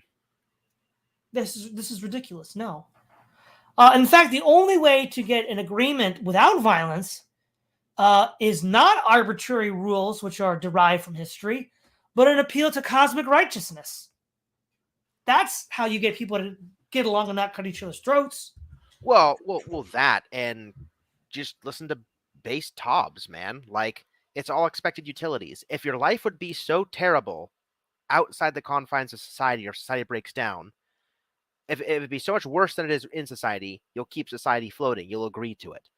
But if society has made you so miserable that you can barely tell the difference between like state of nature and society, maybe you'd even be better off in the state of nature because you're not being like shackled down and just tortured or something by society, then you'll uproot society, right? That's just it. That's the bottom line. Laws, violence, whatever you want. We already have a perfectly good model that explains like why revolutions happen. Yeah. In other words, Rawlsianism without the Rawlsian God is an almost perfect recipe for friction. Small wonder that in the 20th century, almost 100 million people were murdered in various attempts to construct egalitarian utopias. Well, no, hold on, Logos. We already determined in one of his earlier essays that all these totalitarian regimes were actually formalist. They are. So actually, the 20th century shows us that 100 million people were murdered by formalist regimes. They were.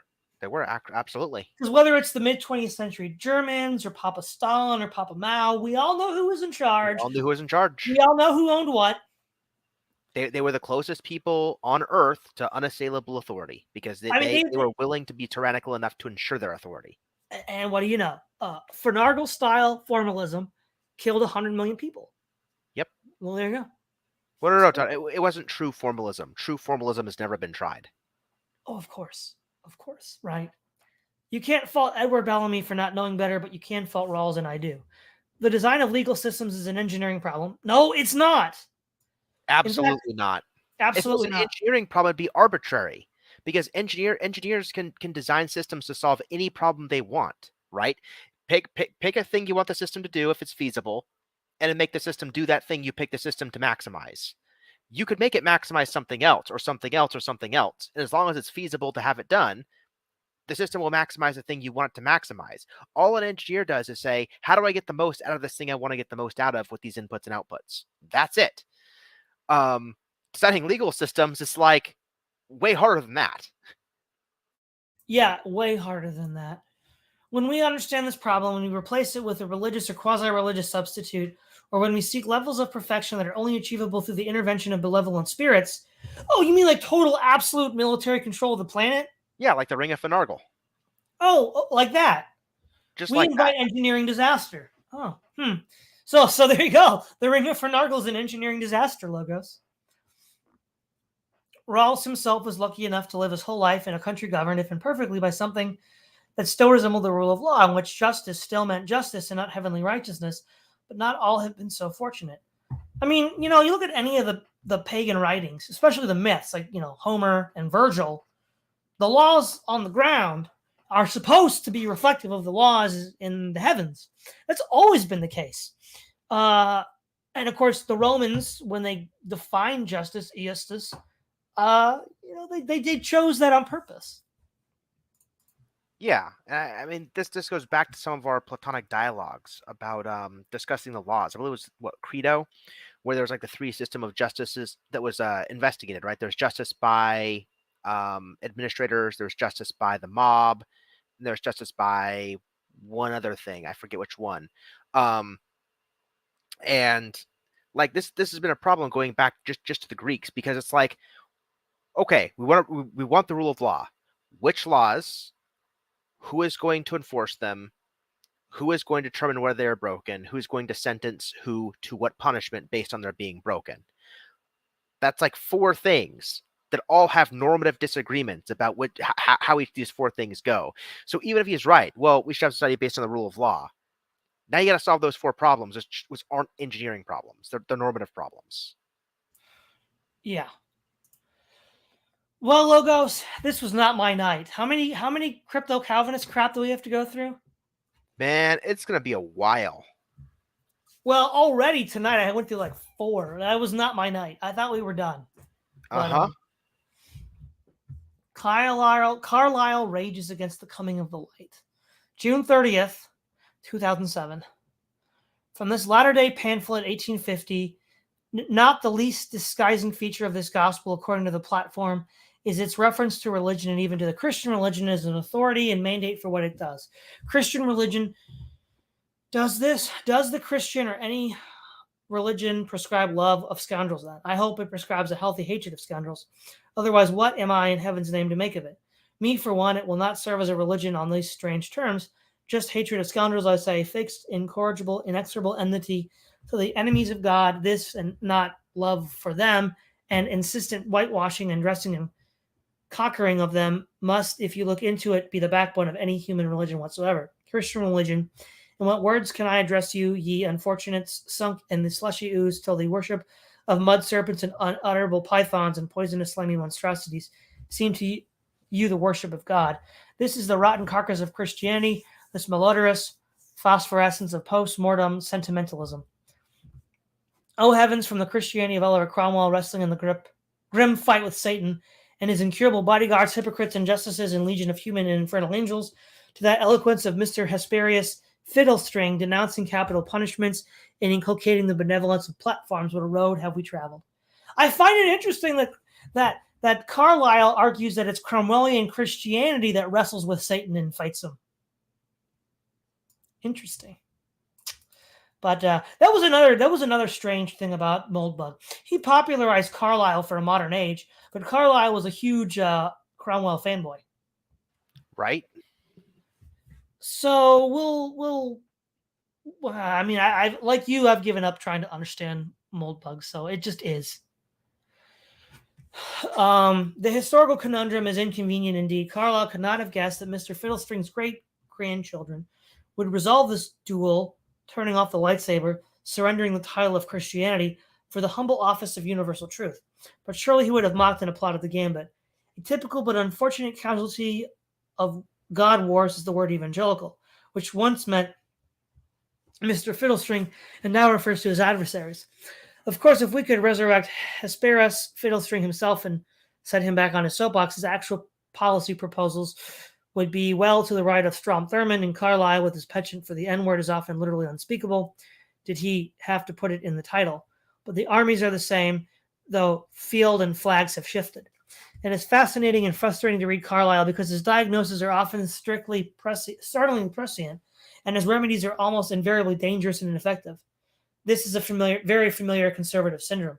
Carlyle is often described as a predecessor of fascism, and I see no reason at all to discount the charge, although I should note that I see no reason to treat fascism and communism differently. Again, why is this guy a right-wing guy? He's like constantly lumping in the fascist commies, which you think would offend a large portion of the alt-right. Yeah, but they're libertarians, so meh. Meh.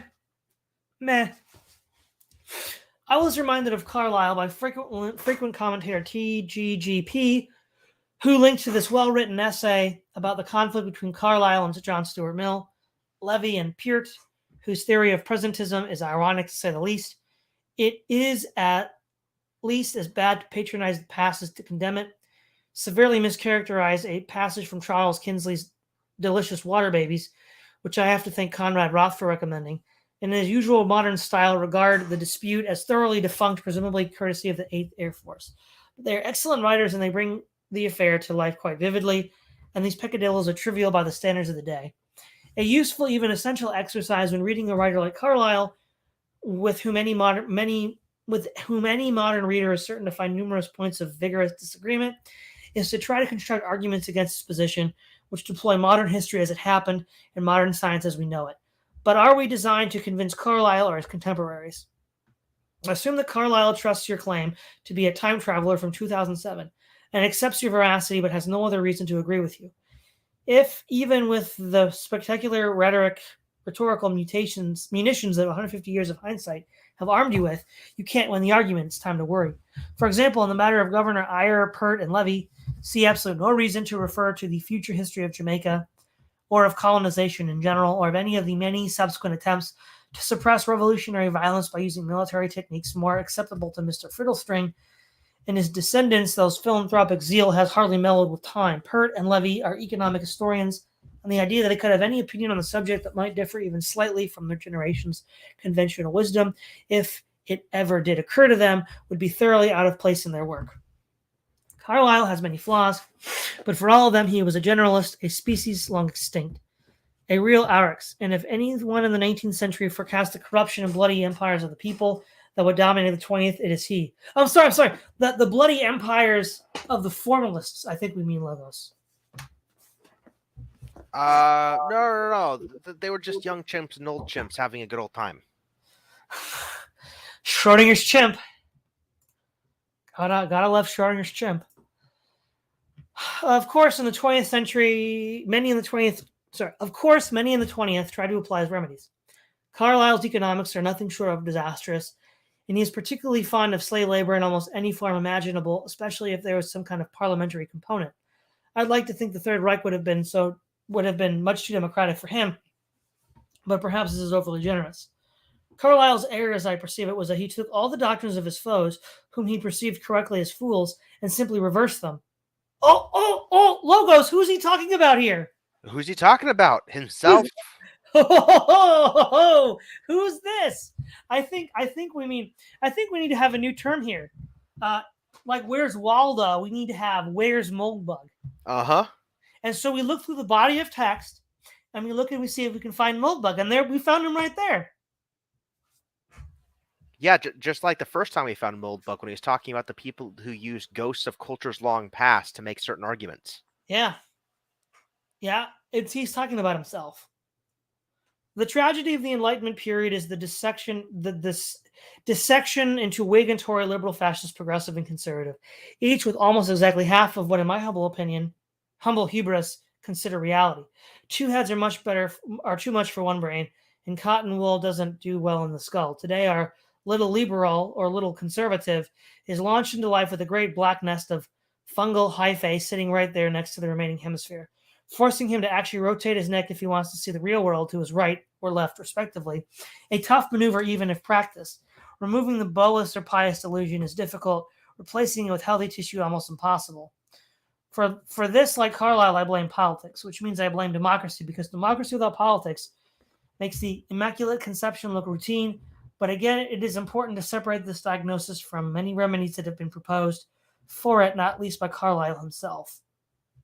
I mean, other than being just one giant word salad, did you get anything out of this, Logos? Just more confused, man. Okay, here's a question: was the Reign of Terror after the French Revolution democratic government? I think it's a formalist old ship, young ship. I mean, clearly Rousseau, or not Rousseau. Why can't I think of his name? I have a brain fart right now, but yeah, it's clearly Robespierre. It's another Robespierre. There we go. Yeah. Robespierre. Oh no, he was just a young chimp that was in charge for a while, and then the wheel of the revolution kept turning, and he got his head chopped off. Well, but okay, he's talking about left and right, like these left and right political machinations, as if they're a product of democracy. And what I'm trying to say is, didn't the whole left-right thing happen due to the French Revolution? The French Revolution didn't strike me as very democratic. Well, no. The whole idea of left and right has it's monarchy. So you were right wing if you sat to the right of the King of France. Yep. And you were left wing if you sat to the left of the King of France. So right. The right-left divide is derived from the Ancien regime of France. Right. So that's not democracy. That's not democracy. No, I mean, even within a court, you can still have brutal political disagreements about how things should go. Well, and given how we know Moldbug is going to go with this, with monarchy and the cathedral, really monarchy is the problem he's talking about, because it gave rise to right and left. Yeah. And all of these meaningless political quibbles are exactly the kind of thing you'd expect to see in an imperial court. I mean, really, isn't this all just crypto monarchy? I mean, any differences are superficial after all. Yeah. I mean, yeah, superficial. Because all we mean by monarchy is just no politics in government. Oh, my logo. So this might be the last one we do, because I'm getting burned out with this crypto Calvinism. Dude, it's just relentless tonight. I know. The mystery of pacifism. Having dealt with social justice, the Jesuit Catholic doctrine. Sorry, guys. We're not going to talk about that, but that's where it came from. We move, and of course, justice does deal with righteousness and equity. Sorry, guys. We move to the next ideal, which isn't really Platonic idealism. I know, because I'm making words up. In the crypto Calvinist pantheon, peace. Because remember, Logos, we all know how much Cromwell was a peace lover. Dude, he was the most peaceful guy ever. Never fought a single war in his life. Never happened. Again, our task is to identify the theistic roots of the modern idealism. Well, I've already done that, right? It's the esoteric secret societies, and that was actually both Catholics and Protestants at one point agreed on that, and when the French Revolution was happening. So I think for me, that's kind of that should be the gold standard for anybody in this circle. If they could, despite all of their disagreements, they could both come together and say, yes, this is the work of the occult. I think we got it all tied up. What do you think, Logos? Not a history guy, but it seems pretty reasonable to me. Again, our task is to identify the theistic roots of modern idealism. Given that the Prince of Peace is not Edward, Rupert, or Charles, this is hardly an onerous task, but I think there's still some good meat on the bone. It should be clear that by the standard of the 19th century, post-1945 Westerners are astoundingly pacifistic. Or to state the same proposition in the other direction, by 2007, standards our answers are remarkably bellicose. Well, Logos, you know what was going on in 2007? There was this little thing called the War on Terror, and I think the surge was going on at this time. So what is he talking about? And after 1945, we had the Cold War, Vietnam, Korea, Operation Desert Storm. I mean, the U.S. has been involved in conflict like the whole time. You had Kosovo and stuff happening in Europe. You had all sorts of craziness that was going on post World War II. Well, and not only that, let's say he's talking about a domestic American politics. Well, I mean, violent crime in cities has been steadily going up. See, one of the ways you can sort of fudge the data to make violent crime go down in cities is because in cities, modern medicine is so effective that if you get shot or stabbed in like some gang fight, and then you get taken to the hospital right away, and they won't turn away people like that. You can survive pretty severe injuries, and so what'll happen is they'll cook the books by only counting deaths of violent crime, not actual victims, because modern medicine is so good that they don't die, and so it really keeps the numbers down. The other way too is per capita measures. As long as you keep increasing the population per capita way faster than there are criminal victims, even if criminal victims are still going up, you can still kind of hide it in the stats. Right. So really what he's talking about is if you grow up in a gated community in the tech community in California, yes. Yes. But the rest of the world, no. Anyone who doubts the proposition should recall the Ems telegram or the Don Pacifico affair and wonder how Palmerston would write who described the case of Cleo Noel. I'm not sure pacifist is the word he'd use. I'm like, well, anybody who doubts checkmate Moldbug, the war in Iraq, going on as you were writing this. And remember, this was when Iraq was in real turmoil. Like, I think 2 years earlier was the really important Battle of Fallujah. I think the surge was just coming online. And the U.S. had deployed enough troops away from Afghanistan that we were starting to lose ground there. So I know. Keep going. This is ridiculous. We are so familiar with pacifism. Oh, I guess the Middle East isn't, but we'll keep going. That's easy to take the concept for granted. In reality, I think it's one of the weirdest animals to ever inhabit the human mind. It makes the virgin birth, which is not the Immaculate Conception, look positively straightforward. The problem is that everyone believes in peace. Okay, perhaps not everyone. There certainly have been cultures that glorified war, generally for it is well-known character-forming effect. Since we were all brought up on Erich Maria Remarque, it's a mind-expanding experience to read the likes of Ernst Jünger, whose The Storm of Steel I recommend to anyone. But even to the most diehard of militarists, the object of war is peace. That is, the object of war is victory, and victory implies peace by definition. Few soldiers are prepared to give their defeated enemies back their weapons so they can enjoy fighting them again.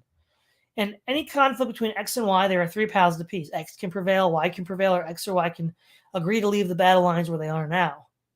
For example, one conflict that has been ongoing more or less since the founding of the post-war world is the Arab-Israeli war. Gee, Logos, I wonder why he picked that one. One way to achieve peace in this conflict would be for the Israelis to leave Israel and live somewhere else, such as Guam, perhaps West Palm Beach. Another option is for the Israelis to conquer the Arab world plus Iran and compel its submission to strong military governors and teaching Hebrew in the schools, and eventually become the new ruling class like the Manchu in the Qing dynasty with the Mamelukes in medieval Egypt. And a third possibility is that the Arabs and Israelis could accept the current de facto borders and leave each other alone. Peace, in other words, is an ambiguous concept. Since everyone supports peace, claiming to support peace does not communicate information, it conceals information, thus the mystery. We know there is such a thing as a pacifist because they hold marches and such. We know they tend to agree with each other, because we see few pacifists on pacifist wars, and it's pretty clear that they're crypto-Calvinists. But how can we predict, given certain conflict, in which the three paths to peace our pacifists will recommend? My theory is that what a pacifist means by peace is actually the victory of righteousness. The Calvinist doctrine that leads to pacifism is providence. Whoa. Okay, so remember, we're going. So Calvinism now is a theology again. Because is it a form of government? Is it a theology? Is it a plastic container bin? So right now it's theology. Providence, which would be predestination. How does that? That's insane. There's nothing about the doctrine of predestination in the Calvinist sense. No, in fact, it leads to the opposite of pacifism, because if you believe that God created vessels for destruction, as Paul says in Romans. Well, who's going to be destroying them? It's the saints. And Calvinists have made that argument before. Again, this guy has literally no idea what he's talking about. I'm beginning to think about anything. Any thoughts, Logos? No. Not this time. There's just too much here to unpack. Okay, Providence, which is not just the mafia-ridden slum where I went to college, but also... Wasn't that interesting, Logos? Mafia-ridden. I wonder what ethnic group is living in Providence, Rhode Island. Huh. I wonder why you choose the word mafia for that one, huh, Logos? Almost like they're Italians? Right. God apparently takes a great interest in affairs down here, and he certainly doesn't want his work to go to waste. Therefore, all his plan is, of course, mysterious. It tends to favor the victory of good over evil. If you buy this theory, which was certainly quite popular among the Puritans, Lincoln stated it perfectly when he said, "Let us have faith that right makes might." Okay, let's see what he links to. Huh. A website that can't be opened. Convenient. Peace cannot be achieved except by the victory of the righteous. If the armies of the righteous fail to prevail, if they experience temporary setbacks, if their tank divisions are cut off and encircled, their bombers shot down and their convoys sunk, this may be a test, but it cannot be the final result because God himself will have to step onto the field, and when he does, buddy, look out. Okay. Again, clearly, we've already established Moldbug has no idea what he's talking about. Pacifism, as a moral philosophy, as a religious doctrine, does not say you should fight people to achieve peace. That's the just war tradition. The pacifist position says that you do not take up arms to deal with evil. You deal with evil some other way. So this guy can't even use the term correctly, even though he doesn't like it. I mean, this is like a Catholic crusade, really, right? You're going to fight a holy war to make the world safe for whatever. That's a crusade or a jihad, not pacifism. Therefore, any outcome that is not righteous is a recipe for more war, and therefore peace and the victory of the righteous are synonymous. Assuming, of course, you believe in providence, and assuming you didn't roll a bowling ball down the College Hill bus tunnel. But wait a minute, I thought world domination was a prerequisite for Nargle to determine who owns what. Clearly, yeah. So it's just not fair that my version isn't ruling the world right now, is what it seems to be, Logos.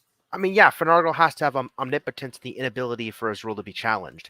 As Moldbug just said, victors aren't too keen to give arms back to their enemies just to fight again.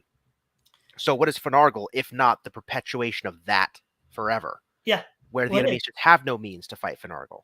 It's the exact piece he's describing. So what is this? This is why pacifism makes so little sense. And no, it makes so little sense because you don't even know what the word is. Right. Like what he's described, what he's calling pacifism is actually crusade/jihad. A holy war for righteousness. I mean, this is just I can't even, man. This is like you said, Logos, when you read Moldbug, just when you think it can't get any stupider, it gets stupider. Yeah, I mean, first he started by picking on neo-Calvinism or whatever, and proto-Calvinism, and now he's attacking your pacifism, Todd. Like, he's coming at you with both barrels, dude. Well, now he also mangled the definition of justice. He mangled philosophy. I mean, he's really triggered me all across the board here. I know, this is not your night. It's not my night. Not my night. Let's see. Blah, blah, blah. Okay, it just depends on the theological doctrine, which is long since decayed. If you find arrowheads in an archaeological dig, it does not mean our ancestors went around hurling little chips of stone at each other. Once we start looking for the arrow shafts, we find them everywhere.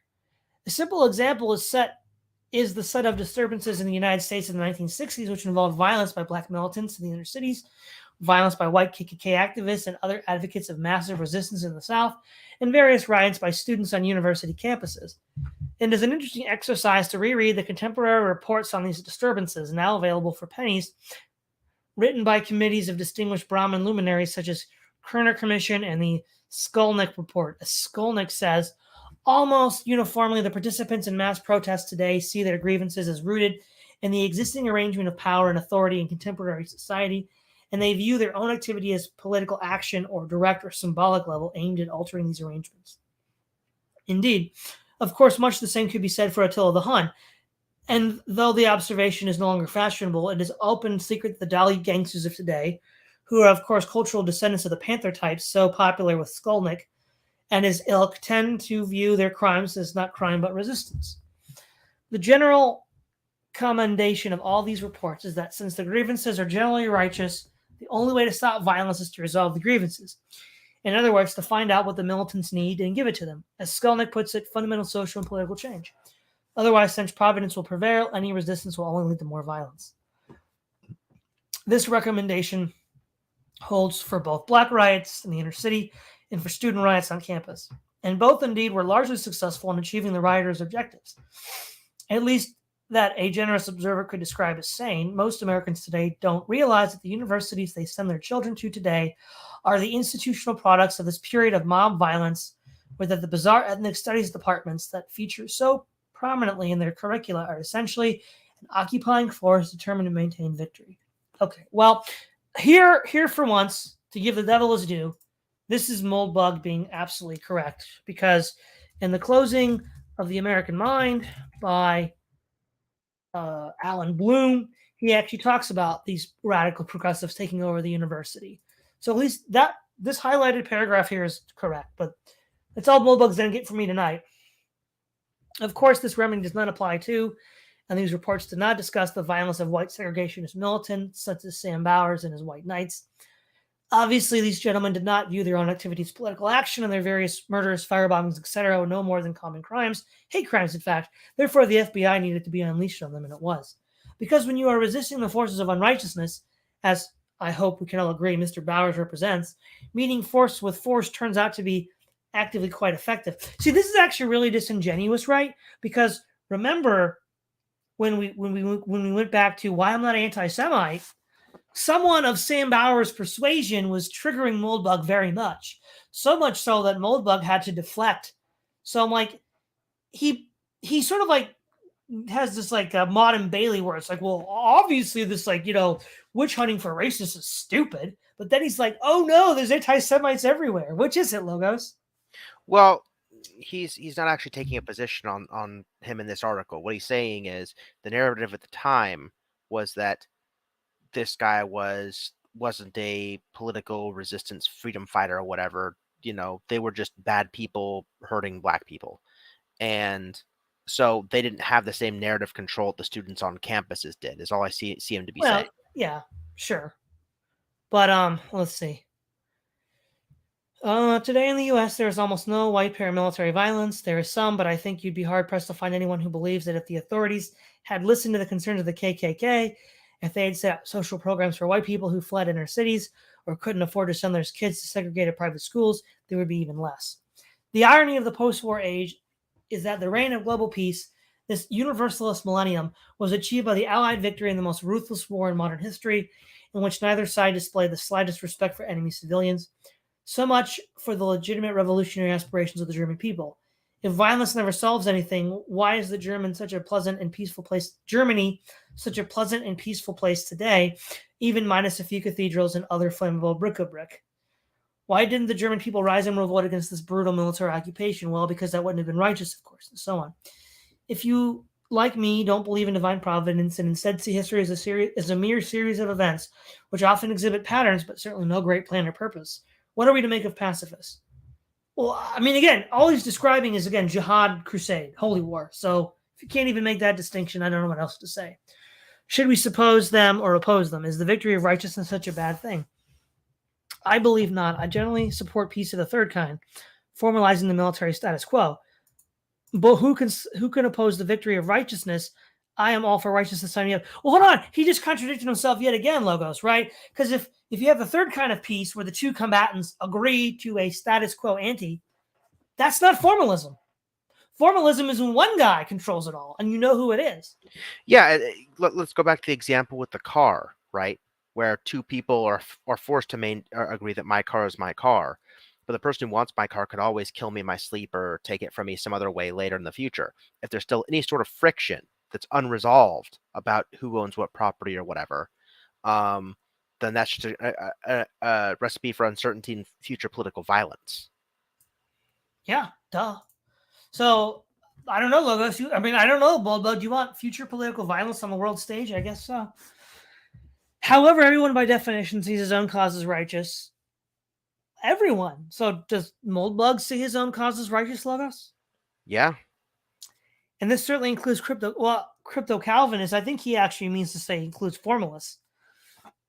Yep. Ultimately, a pacifist is just an activist whose strategy for victory is to suppress the military efforts of his enemies. If you have the same enemies as the pacifist, you are by definition on his side. This shows he's patently unfamiliar with the material, right? So during World War I and World War II, when in the Anglosphere there were active pacifist communities, that was not the charge leveled against them. The Right. charge was that they were not suppressing the military of their enemies; they were suppressing the military of their own side. Right. I mean, Moldbug can't even get that right. For example, the peace process in the Near East is over 60 years old as of this writing. In the Palestinians of the West Bank and Gaza, it has created one of the most militaristic societies in human history, certainly surpassing the Imperial Japanese and perhaps even the Spartans, whose tradition of 6-year-old suicide hoplites is yet to be discovered. Predation is by far the primary industry of this state, in the form of payments generally referred to as aid, which appear to be provided in exchange for refraining from violence against the contributors. But wait. Oh, the Palestinians. Sorry, he's talking about them. I thought he meant Israel. Never mind. A foolish and atheistic person, ignorant of the way of providence, might think that the simplest way to resolve this problem would be to persuade Palestine to accept its current borders, refrain from assaulting its neighbors, and devote its obviously impressive energies to horticulture, software engineering, dance, and other peaceful pursuits. However, there is no chance of this approach succeeding here because the current borders of Palestine are not just, they are unjust. Therefore, Providence will frown on any attempt to convert the status quo into a permanent peace, and my naive proposal is in fact a recipe for more war, a spasm of pent-up rage from the frustrated national aspirations of the Palestinian people. If these aspirations were unrighteous, they would constitute irredentism and revanchism, but since they are righteous, they are a plea from an oppressed people for the redemption of their stolen lands. How do pacifists or crypto-Calvinists in general decide who is righteous and who is not?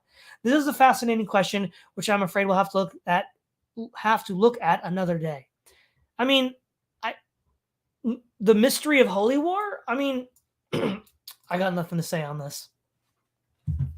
I mean, the only interesting question from this article, maybe I'll pick your brain on this one. The last couple of minutes we're talking. Let's just take the Israel conflict, right? So obviously, as a pacifist, you think neither side should be fighting, but what kind of peace would you broker? Right. That is an interesting question. I think within that framework, you could justify a two-state solution. Or sorry, one nation, two peoples. That was one that was floated. The two-state solution that was also floated. I think ultimately the solution that you'd pick would be the one that would be most likely to ensure continued peace amongst these people. Which, that would depend on various contingent factors. And I haven't studied this debate in a long time.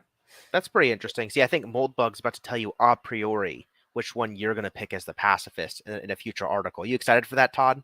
Well, you know what I like? I like it how Moldbug gets upset that the progressives tell him what his position is a priori, and then Moldbug just tells us what everybody else's position is a priori. That's a neat trick, isn't it?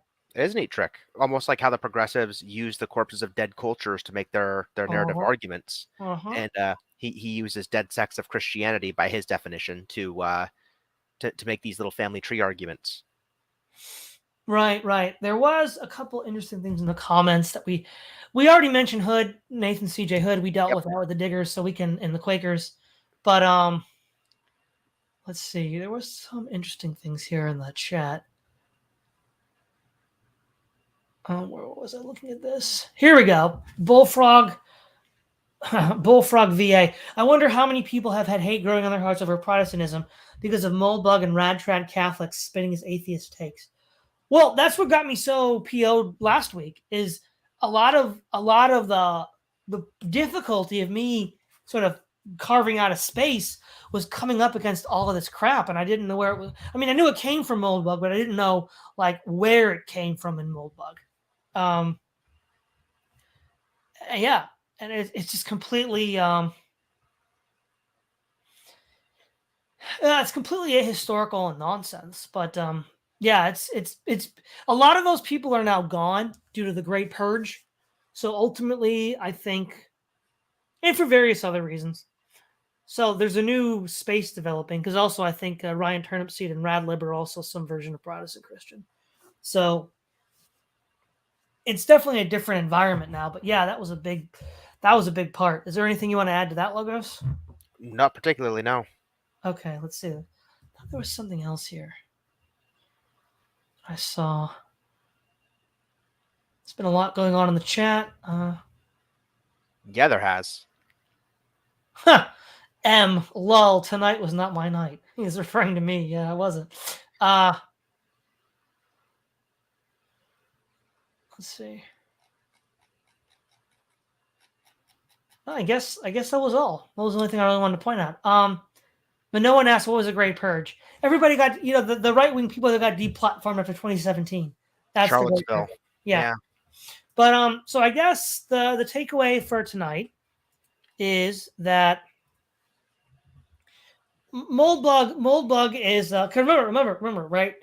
All of these distinctions between Moldbug and the Brahmin progressive are just superficial mutations. They don't really mean anything. They're totally irrelevant. In fact, there's this interesting genealogy between the two that we really ought not to get hung up on the actual superficial differences, because all they do is they want to treat politics as an engineering problem. So Moldbug is just the great grandson of Rawls.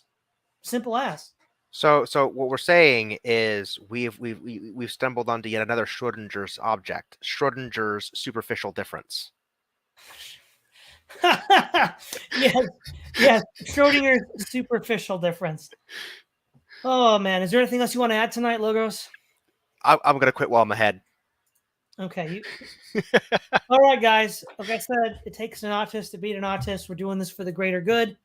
Again, you might think about supporting the channel to help me buy the medication that I need to handle all this nonsense. This is Todd Lewis of the Prayers of Folly podcast signing off.